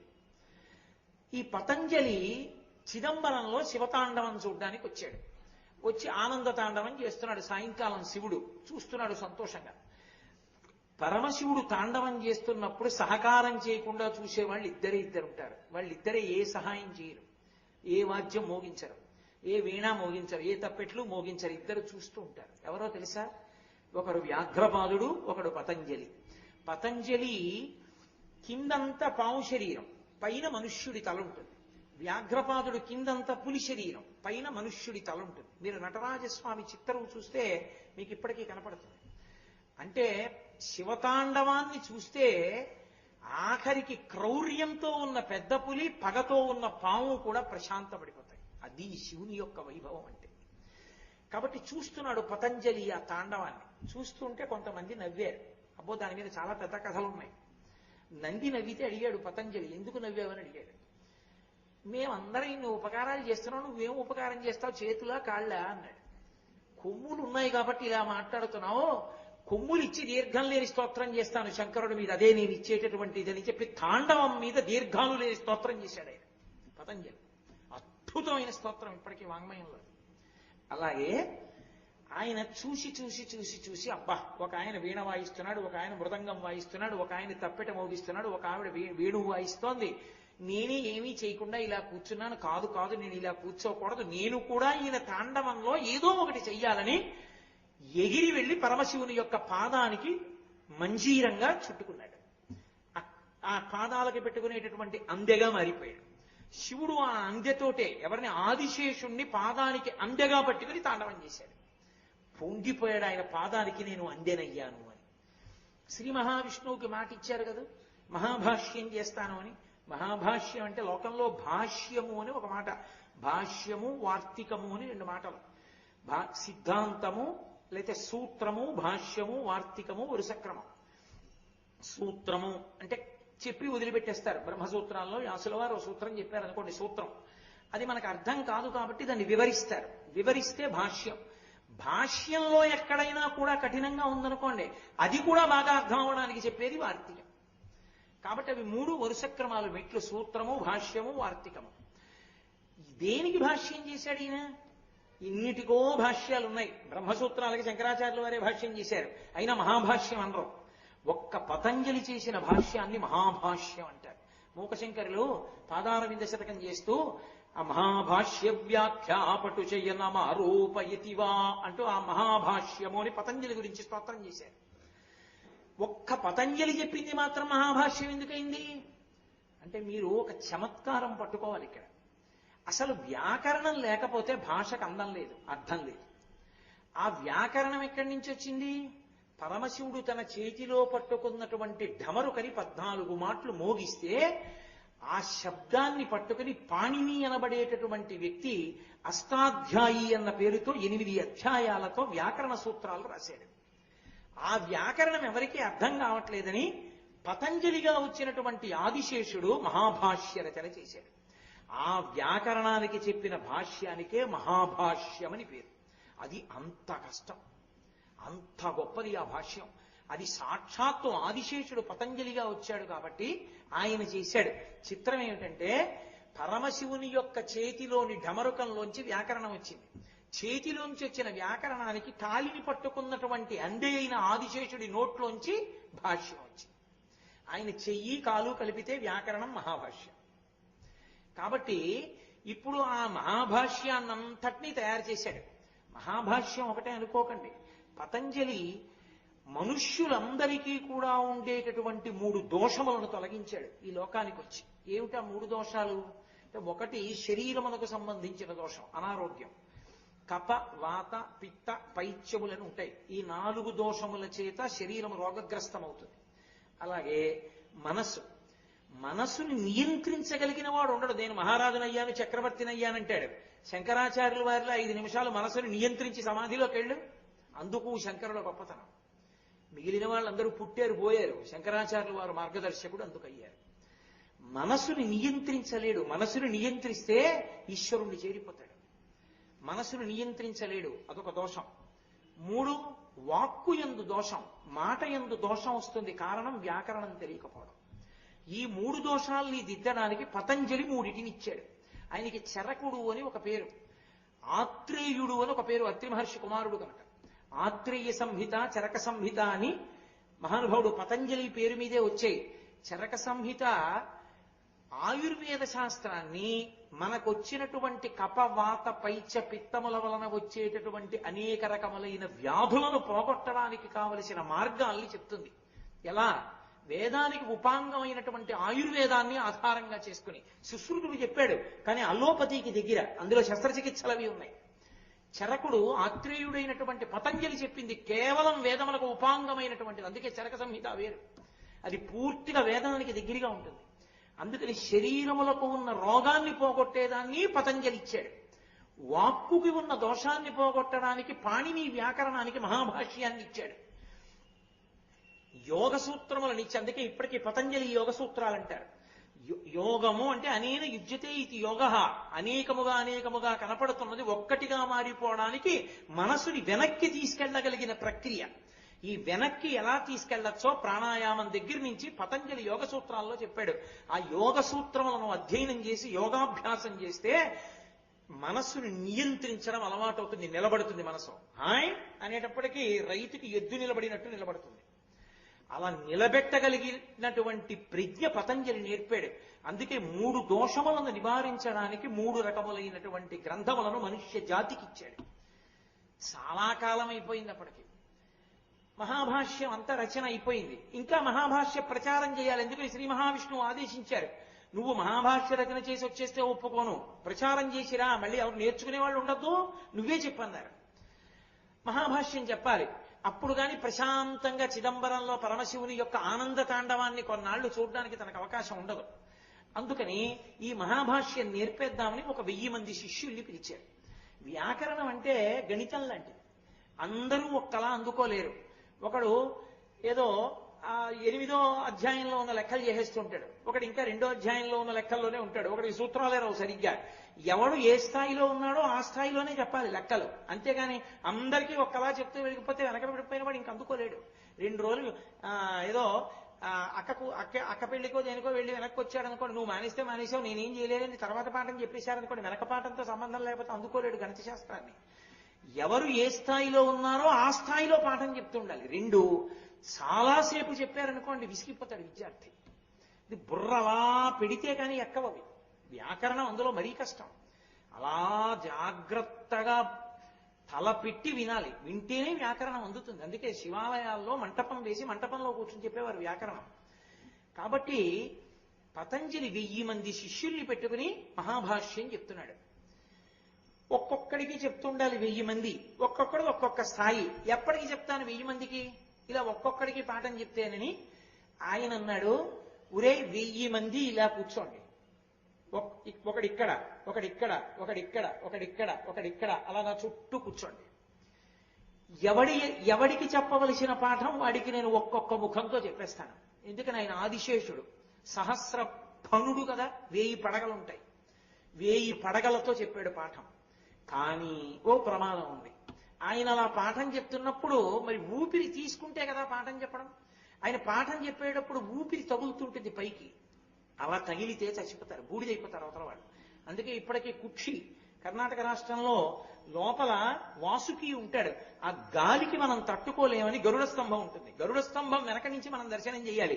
గరుత్మంతుడి వల్ల విషపు గాలి విరుగుతుంది. అందుకే అంతరాలయ ప్రవేశం ఉంటుంది దానికి. ఒక్క అర్చకులే వెళ్ళగలరు ఆ దీక్షలో ఉన్నవాళ్ళు. అందుకే ఇప్పటికీ అక్కడ చర్మ వ్యాధి ఉన్నవాళ్ళు బ్రాహ్మణులు భోజనం చేసిన ఎంగిలి ఇస్తళ్ళ మీద దొల్లితే పోతాయి. అంత శక్తివంతం ఆ క్షేత్రం. కాబట్టి ఆ పతంజలి 1000 పడగలతో ఆదిశేషుడిగా పాఠం చెప్తున్నప్పుడు శిష్యులు కాలిపోతారేమోనని, ఒరే నేను ఒక పరదా అడ్డు పెడతాను, పరదా వెనక నేనుంటాను, పరదా ముందు మీరుండండి. నా ఎదురుగుండానే కదా కూర్చుంటారు. ఇలా విద్యార్థి ఉన్నాడు, పరదా పెడతాను, నేను చెప్తూ ఉంటాను, వాడికి నేను కనపడను, కానీ నా మాట వినపడుతుంటుంది, వాడన్నది నాకు వినపడుతుంటుంది. కానీ ఒక నియమం పెట్టాడు, ఎవ్వరూ తెర ఎత్తి చూడకూడదు. ఎందుకని చూశారో కాలిపోతారు. ఎవ్వరూ తెరెత్తకూడదు. 2, గురువుగారు తెరలోపల ఉన్నారు కదా అని ఎవడైనా వెళ్ళిపోయాడో బ్రహ్మరాక్షసుడు అయిపోతాడు. నన్ను అడగకుండా వెళ్ళకూడదు పాఠం నుంచి. అలాగే గురువుగారు అన్నారు అందరూ. బ్రహ్మరాక్షసుడు అంటే ఎవరు అని మీకు అనుమానం రావచ్చు.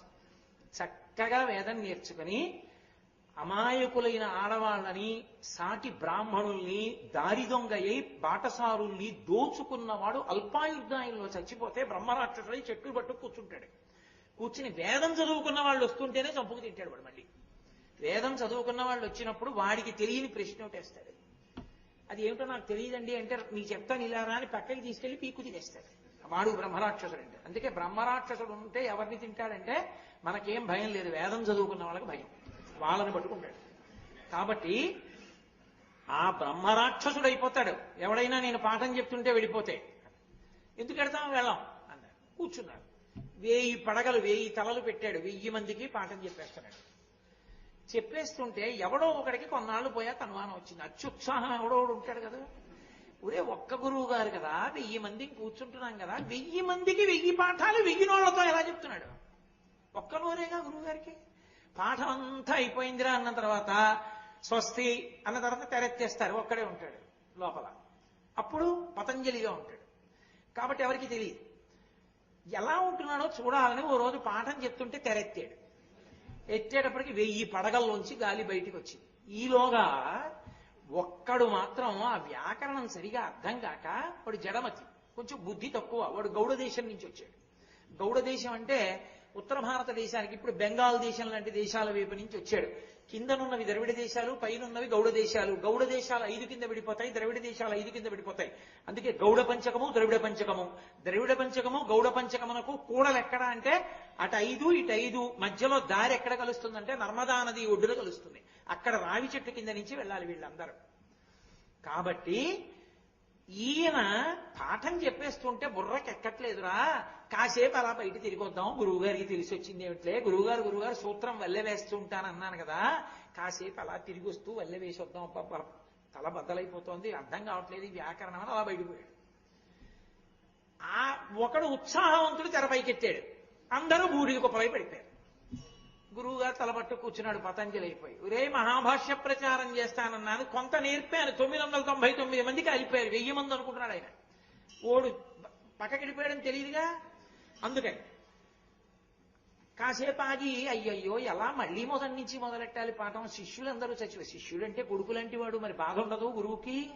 అదే వీళ్ళందరూ చచ్చిపోయారే నా వల్ల అని పాపం బాధపడుతున్నాడు. ఒక్కడు తిరిగి వచ్చాడు బిక్కు బిక్కుమంటూ. గురువుగారు పాఠం అర్థం అవ్వలేదు, అలా వెళ్ళొచ్చాను, అయిపోవలసిందేనా బ్రహ్మరాక్షసుని అన్నాడు. ఊరే బ్రహ్మరాక్షసుడి మాట తర్వాత నన్ను రక్షించావురా, ఒక్కడికి బతికావు. ఒక పని చేస్తాను, ఇక నీకు పాఠం చెప్పడం, నీకు మహాభాష్యం రావడం అన్నది సాధ్యం కాదు.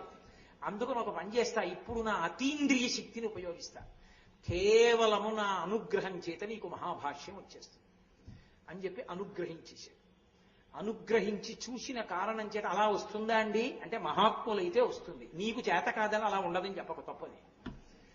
అలా చేస్తారు మహాత్ములు కాబట్టి, వాళ్ళు ఎప్పుడో ఓసారి చేస్తారు. అంతేకాని అర్థం లేకుండా ప్రతి వారం ఎక్కడికో ఊరెళ్ళి అదే పనిగా చేస్తూ తిరగడం ఉండదు. ఏదో ఎప్పుడో జీవితం మొత్తం మీద ఎక్కడో ఒక్కసారి ఎవరినో అనుగ్రహిస్తూ ఉంటారు.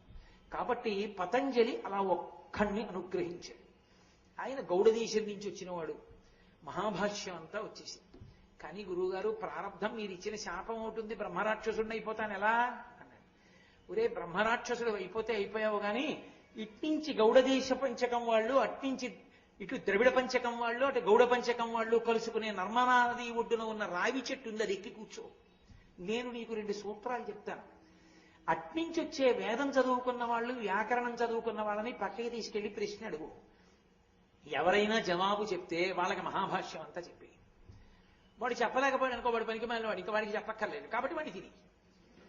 కాబట్టి ఇప్పుడు ఈయన ఈ గౌడుడు ఏం చేశాడంటే నర్మదా నది ఒడ్డున రావి చెట్టు ఎక్కి కూర్చున్నాడు. మహాభాష్యం అంతా వచ్చు, కానీ దోషం ఉంది, ఉపాధిలో క్రౌర్యంతో ఉంటాడు. ఎవడో దొరకాలి, తను అడిగిన ప్రశ్నలకి జవాబు చెప్పేవాడు దొరకాలి. వచ్చిన ప్రతివాడిని పిలిచి అడిగేవాడు, ఏమంటే మీకు ఈ ప్రశ్నలకి జవాబు వచ్చా, తెలియకపోవడం ఏంటంటే తప్పు చెప్పేవాడు. ఇలా రండి మీకు చెప్తానని పక్కకి తీసుకెళ్లి పీక్కు తినేసేవాడు, మళ్ళీ చెట్టెక్కి కూర్చునేవాడు. ఇలా ఇన్నేళ్ళో అయిపోయింది. శిష్యుడికి శాప విమోచనం అవదు, ఆయన మహాభాష్యం చెప్పేవాడు దొరకడు. చూసి చూసి చూసి చూసి పతంజలికి విసుగెత్తిపోయాడు. ఏమిట్రా మహాభాష్యం ప్రచారం అవ్వట్లేదు, ఒక్కడికి నేర్పాను, వాడొక్కడు బ్రహ్మరాక్షసుడై కూర్చున్నాడు, వాడు నేర్పడానికి ఇంకోటి దొరకట్లేదు. ఇలా కాదు, నేనే మళ్ళీ ఇంకో అవతారం తీసుకుంటానని ఉజ్జయినిలో చంద్రశర్మ అన్న పేరుతో పుట్టాడు. పుట్టినప్పుడు వేరొక జన్మలోకి వెళ్ళిపోయాడు కాబట్టి ఇక తను పతంజలి అన్న విషయం ఒడ్డున ఉన్నటువంటి రావి చెట్టు కిందకు వచ్చాడు. పైనుంచి ఆయన కిందకి దిగాడు, భలే ఉన్నాడు రా స్ఫురద్రూపి అని. ఏమై 2 ప్రశ్నలు అడుగుతాను జవాబు చెప్తాను ఏంటన్నాడు. చెప్తాను కానీ మీరెవరు అన్నాడు. అంటే నేనేదోలే వ్యాకరణం నేర్చుకున్నాను కొద్దిగా, నేను అడుగుతాను చెప్పు అన్నాడు. ఆయన అన్నాడు, నేను కూడా మహాభాష్యం నేర్చుకోవడానికి చిదంబరం పెడుతున్నాను, పతంజలి అక్కడ ఉన్నారు, ఆయనకొక్కరికే వచ్చు మహాభాష్యం, అది నేర్చుకుందామని పెడుతున్నాను. ఇంకెక్కడ పతంజలి, ఎప్పుడో అవతార పరిసమాప్తి అయిపోయింది, మహాభాష్యం నాకు ఒక్కడికే వచ్చు, నేను నేర్పుతాను నీకు, రా 2 ప్రశ్నలు అడుగుతాను చెప్తే నేర్పుతానన్నాడు. గత జన్మలో పతంజలి కదూ, ఏ 2 ప్రశ్నలకి జవాబు చెప్పాలో తెలుసు ఆయనకి. ఆ 2 ప్రశ్నలకి జవాబు చెప్పాడు. చెప్పగానే సంతోషపడిపోయి, కానీ ఉన్నది బ్రహ్మరాక్షసుడిగా ఉన్నాడు కదూ, అందుకని క్రౌర్యం. నేను నీకు మహాభాష్యం చెప్తా, నేను తప్ప చెప్పేవాడు ఇంకోళ్ళు, ఇంకో గురువు గారు ఉన్నారు చెప్తారనుకుంటున్నామేమో, ఇంకెక్కడ ఏ కాలేజీలోనూ చెప్పరు, ఇక్కడే చెప్తారు. కానీ ఒక నియమం, నేను మహాభాష్యం చెప్పాలంటే చెట్టు మీద కూర్చునే చెప్తాను. నువ్వు చెట్టు కింద కూర్చుని చెప్తే వింటానంటే నేను చెప్పను, నువ్వు చెట్టు మీదే కూర్చోవాలి. నేను మహాభాష్యం అంతా అయిపోయే వరకు ఆపను, చెప్పుకుంటూ వెళ్ళిపోతా. ఎన్నాళ్ళు పడుతుందో నాకు తెలియదు, అది రాత్రవచ్చు పగలవచ్చు, నీ చెప్పేస్తూనే ఉంటా. నువ్వు మధ్యలో ఆకలేస్తోందండి, మంచినీళ్లు తాగుతానండి, కాసేపు పడుకుంటానంటే కుదరదు. అలా కూర్చుంటావా చెప్పు, నీకు నేర్పుతానన్నాడు. తప్పకుండా నేర్చుకుంటాను అన్నాడు. సరేనన్నారు. రావి చెట్టు మీదకి తీసుకెళ్లి కూర్చోబెట్టుకున్నారు. ప్రారంభిస్తున్నాను మొదలుపెట్టన్నారు. ఎక్కడ రాస్తారు? ఓ దస్తా కాగితాలు ఎట్టుకెళ్ళారు, ఎన్ని పుస్తకాలు ఎట్టుకెళ్ళి పైన ఎట్టుకుంటాడు. పెట్టుకున్నాడు అనుకోండి, ఆ పుస్తకం తీసేదాకా ఈయన ఆగాలా? ఎలా ఆగుతాడు? ఆగడు. ఆ బ్రహ్మరాక్షసుడు చెప్పేస్తూ ఉంటాడు. అందుకని ఆయన ఏం చేశాడంటే, రావి చెట్టు మీద కూర్చున్నవాడు పద్మాసనం వేసుకుని ఓ ఎండు పుల్ల తీసి తొడని చీరుకుంటూ ఉండడం, ఆ పుల్ల ముక్కని రక్తంలో ముంచుకొని రావాకు మీద రాసుకుంటూ ఉండడం, పెట్టుకుంటూ ఉండడం, అక్కడే గుచ్చుకుని పెట్టుకుంటూ ఉండేవాడు. అలా 9 రాత్రులు 9 పగళ్ళు చెప్పాడు మహాభాష్యం. ఇంత ఓపిగ్గా 9 రాత్రులు 9 పగళ్ళు మహాభాష్యాన్ని వింటూ తొడలోని నెత్తురులో పుల్ల ముంచి రావాకుల మీద రాయగలిగిన వాడు ఉంటాడా? ఎలా వచ్చింది ఇంత ఓర్ప చంద్రశర్మకి? అంటే నేను మీతో చెప్పే కదా, ఆ చంద్రశర్మ గత జన్మలో పతంజలి. పతంజలి ఎవరు? ఆదిశేషుడు. మీరు మర్చిపోకూడదు సుమా ఇవన్నీ. మళ్ళీ నేను అంతా అయిపోయిన తర్వాత ఎవరన్నా పిలిచి మళ్ళీ ఇదంతా చెప్పమంటాను. కాబట్టి ఇప్పుడు ఆయన పతంజలి ఆదిశేషుడు. కాబట్టి ఆదిశేషుడు ఎవరు? ఇది సదాశివ బ్రహ్మేంద్ర స్వామి వారు గురుత్తమాలికా స్తోత్రంలో చేసిన స్తోత్రం. ఆయన సామాన్యుడు కాడు. హరితల్ప హరనూపుర.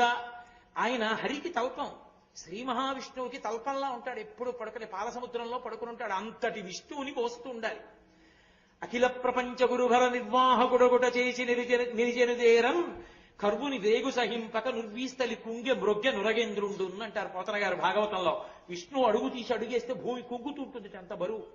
అంతటి విష్ణువుని వహించాలి అంటే అంత ఓర్పు ఉండాలి. కాబట్టి ఆదిశేషుడు హరి తల్ప, హరి పాదనూపుర. ఆ పతంజలే కదూ పరమశివుడు చిదంబరంలో తాండవం చేస్తుంటే పాదానికి నూపురంగా చుట్టుకున్నాడు. పాముకి గట్టిగా చుట్టి పట్టుకోగలిగిన లక్షణం ఉండదు. ఆ పాదంతో ఆయన తాండవం చేస్తున్నప్పుడు ఎగిరిగిరి ఆడుతుంటాడు. కొంచెం తల కిందకెళ్ళింది అనుకోండి తొక్కేస్తాడు. ఎంత జాగ్రత్తగా పట్టుకుని ఉండాలి పాదాన్ని. అంత ఓర్పుగా పట్టుకున్నాడు శివతాండవానికి. ఆయనే సౌమిత్రి. ఒకానొక జన్మలో లక్ష్మణస్వామి, శేషుడేగా లక్ష్మణస్వామిగా వచ్చాడు. రామచంద్రమూర్తిని 14 సంవత్సరాల అరణ్యవాసంలో దశరథ మహారాజు గారు లక్ష్మణుడిని అరణ్యవాసం చెయ్యమని అడగకపోయినా అన్న మీద వదిన మీద ఉన్న ప్రేమతో అరణ్యవాసం చేసి మేఘనాథుణ్ణి ఓడించి రామచంద్రమూర్తికి పట్టం కట్టి యమరాజ్య పట్టాభిషేకం కూడా స్వీకరించకుండా రాముని సేవకన్న నా జీవితంలో ఇంకొకటి లేదని సేవించి తరించిన మహాపురుషుడు లక్ష్మణస్వామి. అంత ఓర్పున్నవాడు. వేరొక జన్మలో బలరాముడు. బలమునియుల గలగ బలభద్రుడని లోక రమణుడగుట చేసి రాముడనియు సతికి పుట్టె గర్భ సంకర్షణంబున సంకర్షణుండనిడి గనుడు సుతుడు. ఆయన విశేషమైనటువంటి బలం ఎంత ఉన్నవాడో బలరాముడిగా ఆ కృష్ణుడితో తమ్ముడి ఆగడాలు ఓర్చడంలో అంత ఓర్పు. నేను మీకు చెప్పానుగా కృష్ణకర్ణామృతంలో వెళ్ళి దొంగతనం చేస్తుంటే వెన్న ఎవరు నువ్వు అని అడిగింది గోపకాంత. అని అడిగితే ఆయన నేను కృష్ణుండని చెప్పలేదు, బలానుజహ నేను బలరాముడి తమ్ముడిని చెప్పాడు. మధ్యలో ఆయన ఊసెందుకు? అంత అల్లరి తమ్ముడిని భరించాడు. కృష్ణావతారంలో కృష్ణుడు ధర్మ సంస్థాపన కోసం చేసిన ప్రయత్నాలన్నిటిలో అండగా నిలబడ్డాడు. కాబట్టి అంత ఓర్పు కలిగిన వాడు కాబట్టి, బలరాముడిగా ఉన్నవాడు కాబట్టి మహానుభావుడు. క్షమాధర, భూమి అపారమైన ఓర్పు. మనం చూడండి, ఏ పని చెయ్యాలన్నా భూమి ముందు. మనం చేసే అపచారం, నిద్రలేస్తే భూమి మీద కాలెడతాం, మూత్ర విసర్జన చేస్తే అమ్మ ముఖం మీద, మల విసర్జన చేస్తే భూమాత అమ్మ ముఖం మీద, ఆఖరికి నడిస్తే పాదతాడనం. ఇవి చాలవన్నట్టు నెత్తురు కక్కినట్టు తాంబూలం వేసుకుని ఉమ్మేస్తే అమ్మ ముఖం మీద.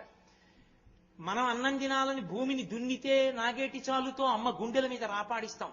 ఇల్లు కట్టుకోవాలంటే గుణపం పెట్టి అమ్మ గుండెల మీద కన్నం పెట్టి శంకుస్థాపన చేస్తాం. ఆఖరికి చచ్చిపోతే ఇంతమంది వదిలేస్తారు, ఆ అమ్మే కడుపులో పెట్టుకుంటుంది. అందుకే ఆమె ఓర్పునకు మారుపేరు. అందుకే వాల్మీకి మహర్షి రామాయణం చేస్తూ క్షితిక్షమా పుష్కర సన్నిభాక్షి యారక్షిత రఘవ లక్ష్మణాభ్యాం సారాక్షసీభి వికృతేక్షణాభి సంరక్షిత సంప్రతి వృక్షమూలే అంటారు. అంతటి ఓర్పు భూదేవికి. అంత ఓర్పున్న భూదేవి ఇలా కదలకూడదు. ఇలా కొద్దిగా కదిలిందనుకోండి, ఇంట్లో వాళ్ళందరూ వీధుల్లోకి వెళ్ళిపోయి నించుంటారు కాదు. మిగిలిన వాళ్ళందరం కదులుతూనే ఉండొచ్చు. 5 నిమిషాలు కూర్చోండిరా అంటే కూర్చోం. ఆవిడ మాత్రం క్షణం కదలకూడదు. క్షణం కదలకుండా పట్టుకునేవాడు ఉండాలా? ఆయనే ఆదిశేషుడు. ఎంత ఓర్పు మహానుభావుడికి. నెత్తి మీద బరువెట్టి కదలకుండా ఉంటుంటే ఎవడు ఉండగలడు? ఎప్పుడో అప్పుడు తట్ట ఇలా అంటాడు. ఆయన భూమిని ఇలా అన్నాడు అనుకోండి, అయిపోయింది మన పని. అలా అనకుండా మోస్తున్నాడు. అందుకని క్షమాధర, భూమినంతటినీ భరించేటటువంటి మహా ఓర్పు ఉన్నటువంటి పెద్ద మనిషి ఆదిశేషుడు. ఇంత గొప్పవాడు కాబట్టే, ఇంత ఓర్పున్నవాడు కాబట్టే మహానుభావుడు మళ్ళీ చంద్రశర్మ అన్న పేరుతో గోవింద భగవత్పాదులుగా వచ్చినప్పుడు, ఆ విద్యార్థిగా వచ్చినప్పుడు ఆ చెట్టు మీద కూర్చుని అంత జాగ్రత్తగా బ్రహ్మరాక్షసుడు చెప్తున్నప్పుడు అన్నీ రాసుకున్నాడు. అంత వ్యాకరణం మహాభాష్యం అంతా రాసేసుకున్న తర్వాత మహాభాష్యం చెప్పేశాడు.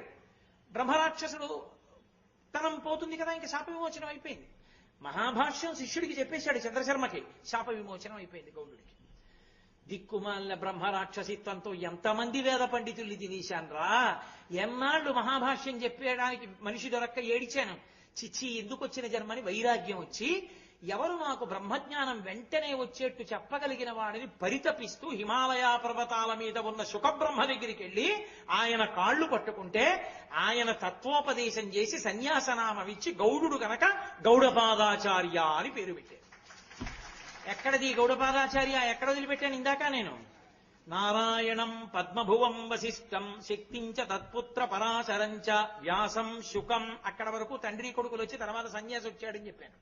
సన్యాసి ఎక్కడి నుంచి వచ్చారు అంటే సర్వసంగ పరిత్యాగం చేసి మహాభాష్యం చంద్రశర్మకి నేర్పినటువంటి మహానుభావుడైనటువంటి గౌడుడు సన్యసించి వెళ్లి సుఖబ్రహ్మ దగ్గర అద్వైత జ్ఞానాన్ని పొంది ఆ హిమాలయ పర్వతాల మీదే ఉండిపోయారు. కాబట్టి గౌడపాదం మహాంతం ఆయన శిష్యుడు గోవింద యోగీంద్రుడైనటువంటి గోవిందుడు. ఆయనే గోవింద భగవత్పాద. గౌడపాదుల వరకు గౌడ భగవత్పాద అన్న మాట లేదు. గోవిందుల దగ్గర నుంచి గోవింద భగవత్పాద, శంకర భగవత్పాద, ఆ తర్వాత మళ్ళీ లేదు. పద్మ భగవత్పాద, సురేశ్వర భగవత్పాద అలాంటి పేర్లు లేవు. ఇంకా శంకరుల వరకే శంకర భగవత్పాద. భగవత్పాద అంటే ఎవరి పాదములు పట్టుకుంటే భగవంతుడు దొరుకుతాడో ఆ పాదములు ఉన్నవాడు. సహజముగ గురువు లోకాన్ని రక్షించడానికి వచ్చారు జ్ఞానబోధకు, అందుకని శంకర భగవత్పాదాచార్య. కాబట్టి ఇప్పుడు ఈ మరి గోవింద భగవత్పాదులు ఎవరు? మళ్ళీ వెనక్కి రెండోసారి రావి చెట్టు మీద రావాకుల మీద మహాభాష్యం అంతా రాసుకున్నాడే చంద్రశర్మ, ఆయన పాపం ఈ ఆకులన్నీ జాగ్రత్తగా ఓ వరుస క్రమంలో ఏరుకుని మళ్ళీ 32వ పేజీ తర్వాత 1176వ పేజీ ఉందనుకోండి ఎప్పటికి కలుపుకుంటాడు. ఆకులన్నీ వరుస క్రమంలో ఏరుకుని చుట్టలు చుట్టుకుని కట్టలు కట్టుకుని అవన్నీ కలిపో పెద్ద మూట కట్టుకుని ఇంటికి బయలుదేరాడు. అమ్మయ్య మహాభాష్యం అంతా నేర్చుకున్నాను, రాసుకున్నాను. తీరా ఇంటికి ఎడుతుంటే 9 రోజులు రాత్రింబవళ్ళు రాశాడు, తొడలో చీరుకుని నెత్తుటితో. ఆకలి బడలిక అడుగు పడలేదు. ఎవరైనా పట్టుకుపోతారేమో అని ఆకుల మూట తల కింద పెట్టుకుని పడుకున్నాడు. ఎవ్వరూ పట్టుకుపోలేదు, కానీ ఓ గొర్రె వచ్చింది. ఏమిటో ఈ ఆకులు బాగున్నాయని తినేయడం మొదలెట్టి అది కొన్ని ఆకులు తినేశాక ఆయనకి తెలివి వచ్చింది. ఆయన లేచి చూసుకుని ఏడిచాడు. అయ్యో, ఇందులో కొన్ని ఆకులు గొర్రె తినేసి. అసలు అది గొర్రె ఏం చెప్తుంది? తింటే వస్తుంది ఆ భాష్యం? రాదు. కాబట్టి మళ్ళీ ఆ భాష్యం ఎలా పైకి వస్తుంది? ఇక రాదు. అందుకని పతంజలి చెప్పినటువంటి మహాభాష్యంలో కొంత భాష్యమిక ప్రపంచానికి దొరకలేదు. ఆ పోయిన భాష్యాన్ని ఏమని పిలుస్తారంటే అజభక్షిత భాష్యము అంటారంటే గొర్రె తినేసిన భాష్యం. అది పోయింది, మిగిలింది మాత్రం దక్కింది. ఇదైనా దక్కించుకుందామని కళ్ళు పడిపోతున్నా సరే పడుకోకుండా మూటట్టుకుని మొత్తానికి ఓ ఊరు చేరాడు. అదో వైశ్యుల ఇల్లు. ఆ వీధరుగు దగ్గరికి వెళ్ళి ఆ వైశ్యుడిని పిలిచి, అయ్యా ఇదే ఆకుల మూటే అనుకోకు సుమా, చాలా విలువైంది, కాసేపు పడుకుంటాను, నన్ను లేపేక ఆ మూట మాత్రం జాగ్రత్తగా చూడని ఆ మూట అక్కడెట్టి పడుకున్నాడు. మంచి స్ఫురద్రూపి. ఆ వైశ్యుడి కూతురు చూసింది, అబ్బాయి ఎంత బాగున్నాడు రా ఈ పిల్లాడు, ఈ ఆకుల మూట పాపం ఏమిటో తెచ్చుకున్నాడు, జాగ్రత్తగా ఉంచుదామని రక్షించింది. అలా పడుకున్నవాడు 3 రోజులు అయిపోయింది, 4 రోజులు అయిపోయింది, 5 రోజులు అయిపోయింది, లేవడు, లేపితే పలకడం. నీరసపడిపోయాడు మనిషి, నెత్తురు పోయింది కదా, తినడు. ఎలా? అప్పుడు ఆవిడేం చేసిందంటే ఆ వైశ్యకాంత అన్నంలో పెరుగు కలిపి బాగా నలిపి రోమరంధ్రములలో ఉంచి లోపలికి సారం వెడుతుందని ఆ పైన ఉన్న అంగీ పైకి తీసి కడుపు మీద రుద్దడం మొదలెట్టింది పెరుగన్నాన్ని. అది రోమకూపాల్లోంచి సారం లోపలికి దిగి ఆ బ్రాహ్మణుడు బతుకుతుండేవాడు. పెరుగన్నం తింటే నిద్ర వస్తుంది, ఆ పెరుగు సారం లోపలికి ఎడుతుండే ఇంకా పడుకుంటుండేవాడు. అలా పడుకుని పడుకుని పడుకుని పడుకుని బడలికంతా తీరిపోయింది అనుకోండి, మళ్ళీ మంచి తేజోవంతంగా ఉంటాడు కదా. అసలే తేజోవంతంగా ఉండే బ్రాహ్మణుడు దానికి తోడు బాగా పడుకుని లేచాడు. పెరుగన్నం బాగా కడుపుకి రుద్దితే మంచి ఉత్సాహంగా పైకి లేచి, చాలా సంతోషం అండి, నన్ను బతికించారు, నా మూట ఇచ్చేయండి అని ఆకుల మూటలు అట్టుకుని బయలుదేరాడు.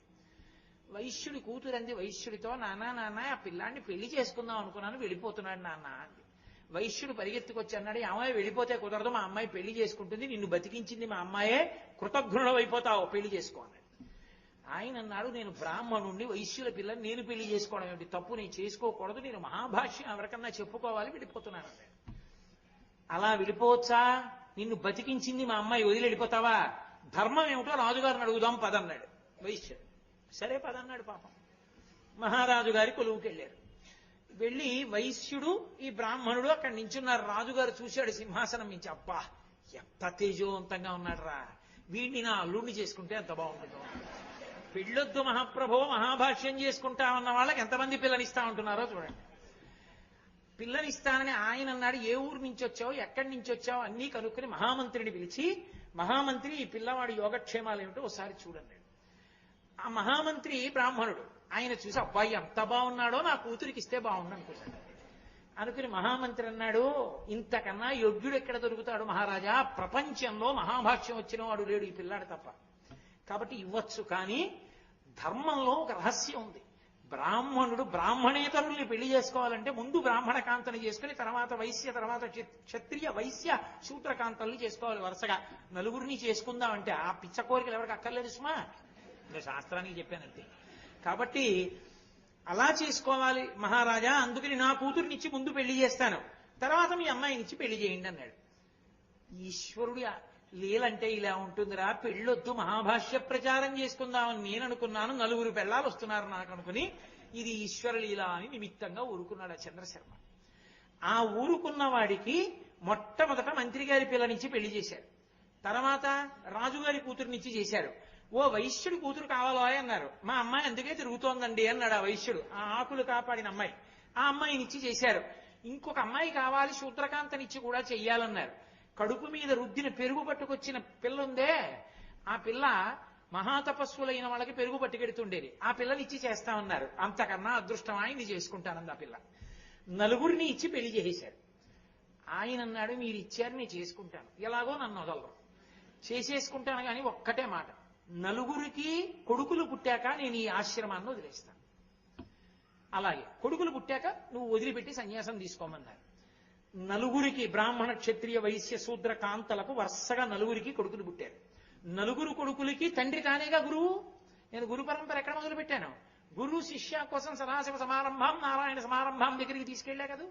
తండ్రి గురువు కనుక కూర్చోబెట్టి ఉపనయనం చేసి వాళ్ళని కూర్చోబెట్టి మహాభాష్యాన్ని నలుగురు కొడుకులకి నేర్పేశాడు. అమ్మయ్యా నా కోరిక తీరి, ఎవరు పతంజలి కదూ, మరి మహాభాష్య ప్రచారం జరిగిందిగా, నలుగురు శిష్యులకు అప్పచెప్పేశాడు, ఇంకా పరంపరగా విడిపోతుంది. అమ్మయ్యా నా కోరిక తీరిపోయింది, కాబట్టి ఇంకా నేను ఇప్పుడు హాయిగా సన్యాసం తీసుకుంటానని చెప్పేసి సన్యాసాశ్రమం తీసుకుందామని చెప్పి, ఎవరిస్తారో నాకు సన్యాసాశ్రమం అని ఆలోచించాడు. ఏ రావి చెట్టు మీద నేను కూర్చున్నప్పుడు నాకు మహాభాష్యాన్ని నేర్పిన బ్రహ్మరాక్షసుడు తర్వాత బ్రహ్మరాక్షసిత్వం పోతే సన్యాసం తీసుకుని గౌడపాదాచార్యుల వారన్న పేరుతో ఇప్పుడు హిమాలయ పర్వతాల మీద ఉన్నాడో, ఆయనే నాకు మళ్ళీ దీక్ష కూడా ఇస్తాడని ఆయన దగ్గరికే వెళ్ళాడు. మళ్ళీ ఆ గౌడపాదాచార్యుల వారు గుర్తుపట్టారు, ఏమో నీకే కదా మహాభాష్యం నేర్పాను, మళ్ళీ వచ్చావన్నారు. అయ్యా నాకు వైరాగ్యం వచ్చేసింది, ఇంక ఉండలేదు, సన్యాసం ఇవ్వండి అన్నారు. అంటే అప్పుడు గౌడపాదాచార్యుల వారు ఈయనకి సన్యాసం ఇచ్చి తత్వోపదేశం చేసి గోవింద భగవత్పాద అని పేరు పెట్టారు. అక్కడ గోవింద భగవత్పాదులు వచ్చారు. సన్యాస క్రమంలోకి అక్కడ జరిగింది. గౌడపాదుల దగ్గర తర్వాత గోవింద భగవత్పాదులు వచ్చారు. ఈ గోవింద భగవత్పాదాచార్యుల వారిని బదరీ దగ్గర వ్యాసుల వారు పిలిచారు. శంకరాచార్యుల వారు శివావతారం కాలడీలో పుట్టి సన్యాసం తీసుకోవడానికి వస్తోంది. హిమాలయాల వరకు ఎక్కడొస్తుందయా, నువ్వే నర్మదా నది ఒడ్డుకెళ్ళు. రావి చెట్టుతో పరిచయం ఎందుకని, మరి అక్కడ కూర్చునే కదా మహాభాష్యం నేర్చుకున్నాడు ఆ చెట్టు మీద. అందుకని ఆ చెట్టు కింద ఉన్న తొర్రలోనే గుహలో కూర్చో, నీ దగ్గరికి వస్తాడు, గుర్తుపడుతూగానివి. ఆయనకి నువ్వు సన్యాసమిస్తే మహానుభావుడు ఈ లోకంలో మళ్ళీ ధర్మాన్ని సుస్థాపనం చేస్తాడు, సువ్యవస్థితం చేసి వేదాంతర్గతమైనటువంటి అద్వైత సిద్ధాంతాన్ని ప్రచారం చేస్తాడు. అటువంటి శంకర భగవత్పాదులకు ఉపకారం చెయ్యడం కోసం ఆయన ఇక్కడ వరకు రావలసిన అవసరం లేకుండా నువ్వే బయలుదేరి భూమధ్యంలో ఉన్నటువంటి నర్మదా నదీ ఒడ్డున ఉన్నటువంటి ఆ గుహలో కూర్చోమన్నారు. అంటే వెళ్లి గోవింద భగవత్పాదాచార్యుల వారు అక్కడ కూర్చున్నారు. మాండూక్యోపనిషత్తుకి కారిక చేశారు ఆయన. కాబట్టి ఈ శంకరాచార్యుల వారు బయలుదేరి అక్కడికి వెళ్ళారు. ఈలోగా పెద్ద వరదలు వచ్చాయి, గుహలోకి నీరు వెళ్ళిపోతోంది. గోవింద భగవత్పాదులు తలుచుకుంటే రక్షించగలని ఆ చుట్టుపక్కల ఉన్న ప్రజలందరూ వచ్చి ఆ గుహ దగ్గర నిలబడ్డారు. నిలబడి మహానుభావ రక్షించండి రక్షించండి అని అరుస్తున్నారు. ఆయన అంతర్ముఖత్వంలో ఉన్నారు. గోవింద భగవత్పాదులు మాట్లాడటలేదు. శంకరాచార్యుల వారు వచ్చారు. వచ్చి తన యోగశక్తి చేత నర్మదా నది వరదలతో ఉన్న నీటినంతటినీ కూడా తన కమండలంలోకి పట్టేశారు. ఆయన యోగశక్తి అటువంటిది. అప్పటికి ఆ గురువుని స్వీకరించక ముందే అంతటి శక్తివంతుడు శంకరుడు. ఆ కమండలంలోకి పట్టుకుంటే అందరూ ఆ పిల్లవాణ్ణి చూసి జైజేలు పలుకుతున్నారు. ఏమిట్రా ఈ అలజడని గోవింద భగవత్పాదులు కళ్ళు తెరిచారు. పిల్లవాణ్ణి చూశారు. మహాస్ఫురద్రూపి, చెప్పా కదా, చిన్న మచ్చ కూడా ఉండదు ఒంటి మీద, మెరిసిపోతూ ఉంటారు శంకరాచార్యుల వారు. వారు చేశారు గురువష్టకం అని అద్భుతమైనటువంటి అష్టకం. అసలు శంకరాచార్యుల వారి గురుభక్తి అని నేను మాట్లాడితే ఎన్ని రోజులు చెప్పవలసి ఉంటుందో అటువంటి మాటలు మాట్లాడారు శంకరాచార్యుల వారి గురువుల గురించి. వారి వినయం అటువంటిది. వారే సాక్షాత్తు శంకరుడైన గురువు పేరు చెప్తే పడిపోయారంతే నేల మీద. దక్షిణామూర్తి అష్టకం చేసి ఒకేసారి దర్శనమిచ్చారు వ్యాసాచార్యుల వారు, గౌడపాదాచార్యుల వారు, గోవింద భగవత్పాదాచార్యుల వారు ముగ్గురు ఒక్కసారి హిమాలయాల మీద దర్శనమిచ్చారు శంకరాచార్యుల వారికి. ముగ్గురి కాళ్ళ మీద పడి దక్షిణామూర్తి స్తోత్రం చేశారు. అంతటి శంకరుడు. అది ఆయన గురుభక్తి అంటే. అంతటి మహానుభావుడు. శంకరుల పాదాలు పట్టుకుంటే వినయం గురుభక్తి అబ్బుతాయి. అటువంటి శంకరాచార్యుల వారు గోవింద భగవత్పాదుల దగ్గర నించున్నారు. కస్త్వం, ఎవరు నువ్వు అని అడిగారు. ఎవరో తెలుసుకోవాలిగా, శివుడెవరో. అప్పుడు చెప్పారు, నేనెవరినో కాదయా, శివోహం శివోహం, నేనే శివుణ్ణి అంటూ స్తోత్రం చేశారు. నేను ఇంద్రియాలు కాదు, మనస్సు కాదు, బుద్ధి కాదు. గుర్తుపట్టారు, ఓహో వచ్చినవాడు శివుడు. అప్పుడు దీక్ష ఇచ్చి తత్వోపదేశం చేసి ప్రణవోపదేశం చేసి సన్యాసనామాన్ని మార్చలేదు. పూర్వాశ్రమంలో ఉన్న నామం తీసేసి కొత్త పేరు ఇస్తారు సన్యాసంలో. ఇంతకుముందు ఆపత్ సన్యాసం తీసుకున్నా, ఇప్పుడు గురువు గారు ఇచ్చినది శాస్త్రీయ సన్యాసం. శాస్త్రీయ సన్యాసంలో మళ్ళీ కొత్త పేరు ఇవ్వాలి. కానీ గోవింద భగవత్పాదాచార్యుల వారు శంకరాచార్యుల వారికి పేరు మార్చలేదు. శంకర అని అలాగే ఉంచేశారు. కారణం ఏమిటంటే శంకరోతి ఇది శంకర, లోకానికి శుభాలు చేయడం కోసం వచ్చినటువంటి శివావతారం. ఆయనకి పేరు మార్చవలసిన అవసరమే ఉంది. పుట్టినదాదిగా ఆ అవతార పరిసమాప్తి అయిపోయినా కూడా ఆయన గ్రంథముల ద్వారా లోకాన్ని ఉద్ధరిస్తూనే ఉంటారు. కాబట్టి పేరు మార్చనని శంకరాచార్య అని శంకర అన్న పేరే ఉంచేశారు. అప్పుడు గురువు గారి దగ్గర శాస్త్రీయ సన్యాసం తీసుకుని శంకరాచార్య అన్న పేరు పొందారు. వ్యాసాచార్యుల వారు బ్రహ్మసూత్రాలు రచన చేశారు. ఆ బ్రహ్మసూత్రాలకి వ్యాసుల వారి హృదయానికి అనుగుణంగా భాష్యం చెప్పిన వారు ఎవ్వరూ లేరు. ఎవ్వరూ చెప్పకపోతే వ్యాసాచార్యుల వారు అప్పుడు చెప్పారు, శివుడు వచ్చాడు శంకరులుగా, ఒక్క శంకరాచార్యుల వారే చెయ్యగలరు దానికి భాష్యం. అందుకే ఓ గోవింద భగవత్పాద, నీ దగ్గరికి వచ్చి శిష్యరికం తీసుకున్నప్పుడు బ్రహ్మసూత్రాలకి భాష్యం చెయ్యమని చెప్పు అన్నారు. గోవింద భగవత్పాదాచార్యుల వారు ఆదేశించారు శంకరాచార్యుల వారిని, కాశీపట్టణంలో కూర్చుని బ్రహ్మసూత్రాలకి భాష్యం చేయమన్నారు. ఆ బ్రహ్మసూత్రాలకి భాష్యం చేస్తుంటేనే వ్యాసాచార్యుల వారు వచ్చారు. వచ్చి వృత్త బ్రాహ్మణ రూపంలో వచ్చి వాదన చేస్తున్నారు. ఇద్దరు వాదన చేస్తుంటే రోజులు గడిచిపోతున్నాయి. పద్మపాదాచార్యుల వారు కనిపెట్టారు, వచ్చిన వారు వ్యాసుడు, ఇటు శంకరుడు, అటు ఉన్నవాడు విష్ణువు, ఇటు పక్క శివుడు, వీళ్ళిద్దరూ వాదించుకుంటే మాకేం తెలుస్తుందని, మహానుభావ మీ వాదన చాలించండి అని ప్రార్థన చేస్తే అప్పుడు వ్యాసుడు దర్శనమిచ్చారు. ఇచ్చి గోవింద భగవత్పాదుల ఆజ్ఞ మేరకు 8-16 ఏళ్లు ఉండడానికి ఒప్పుకున్నారు భాష్య రచన కొరకు. ఈ భాష్యాన్ని చెప్పేవాడు లేడయా, నువ్వే ప్రచారం చెయ్యాలి, అవైదికమైన వాదనలన్నిటినీ ఖండించాలి, వేదము యొక్క ప్రమాణాన్ని నిలబెట్టాలి, అద్వైత సిద్ధాంతాన్ని ఆవిష్కరించాలి. కాబట్టి నువ్వే మళ్ళీ ఇంకొక 16 సంవత్సరములు శరీరంలో ఉండాలంటే అప్పటికి 8-16 అయింది. 16 మీద ఇంకొక 16 వచ్చి 32 సంవత్సరములు శరీరంలో ఉండడానికి పరమశివుడు ఒప్పుకొని శంకరాచార్యుల వారిగా ఈ భూమండలం మీద ఉన్నాడు. ఆ కాశీపట్టణంలోనే మనీషా పంచకం చేశారు, భజగోవింద స్తోత్రం చెప్పారు. శంకర విజయాలు అని ఒక్కొక్క ఘట్టం చెప్పుకుంటూ వెడితే నిజంగా ఎన్నాళ్ళు పడుతుంది, కొన్ని నెలలు పడుతుంది. అంతటి మహానుభావుడు శంకరులు. కాబట్టి ఇవాళ నేను మీకు విశేషమైనటువంటి తిథి, చాలా గొప్ప తిథి. ఇవాళ అక్షయ తృతీయ.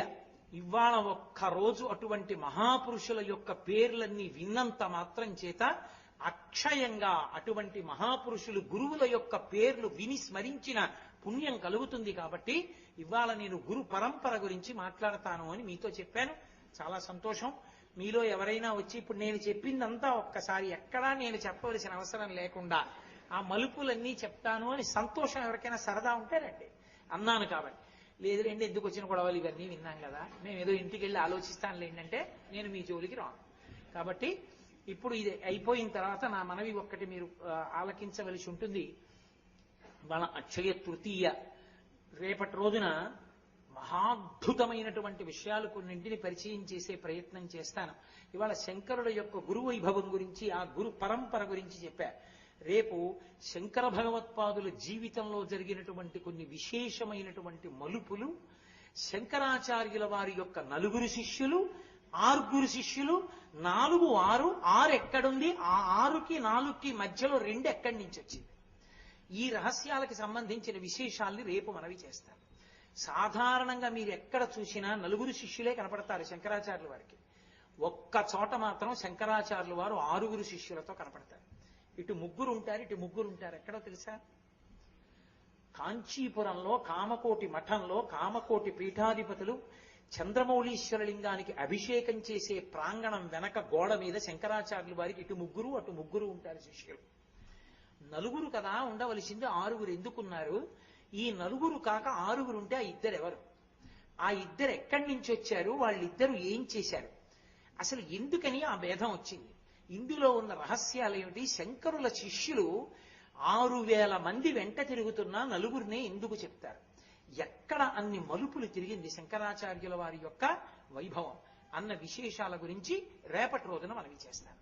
కాబట్టి ఇప్పుడు నేను మీతో ఒక 2 విషయాలు ముచ్చటించవలసి ఉంటుంది. అమ్మా, మీరు దీపాలు వెలిగించడం ప్రారంభం చేయండి. ఒకటి, ఇవాళ అక్షయ తృతీయ. ఎంత గొప్ప తిథో! ఇవాళ ఒక్కరోజు మాంసనేత్రంతో ఏదైనా మంగళప్రదమైన విషయాన్ని చూస్తే అక్షయంగా చూసినట్టు. మనకి సనాతన ధర్మంలో అత్యంత ముఖ్యమైనది ఏది అంటే దీపమే. అందరూ కాదమ్మా దీపాలకి. ఏ కార్యకర్తలు ఎంచుకోబడ్డారో, ఎవరికి బ్యాడ్జెస్ ఇచ్చారో వాళ్లే. ఎందుకంటే అది అగ్ని సంబంధం, అది ఇబ్బందికరం అందరూ వెడితే. అందుకే ఎవ్వరూ లేవద్దు, ఒక్క ఆ కార్యకర్తలే వెలిగిస్తారు. ఏం 1, 2 కాదు, దాదాపుగా 6000 దీపాలు వెలిగించాలి ఇవాళ దేవాలయ ప్రాంగణం అంతా. 6000 దీపాలు వెలిగిన తరువాత కరెంట్ లైట్లు ఆఫ్ చేస్తే ఎలా ఉంటుందో మీరు చూద్దరు. కానీ ఇవాళ దీపోత్సవం అని అపురూపంగా చేస్తారు దేవాలయాలకి. ఇన్ని దీపాల కాంతులలో దేవాలయాన్ని ఇవాళ దర్శనం చేసి సౌందర్యలహరి చదువుతాం. అంత మంగళప్రదంగా అన్ని దీపాల్ని చూడడమే చాలు అక్షయ తృతీయ నాడు.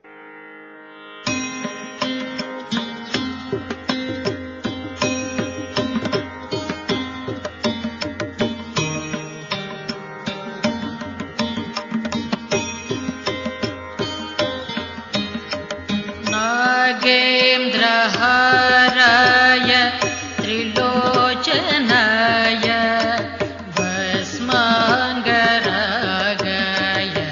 మహేశ్వరాయ.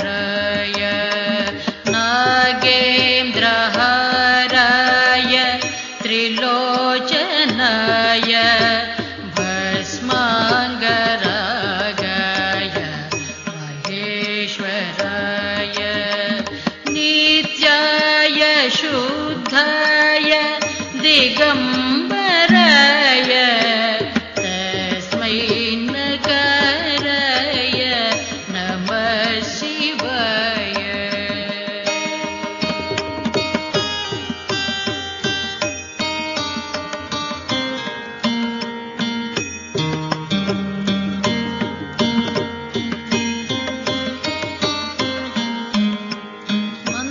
మందాకినీ సలిల చంద్ర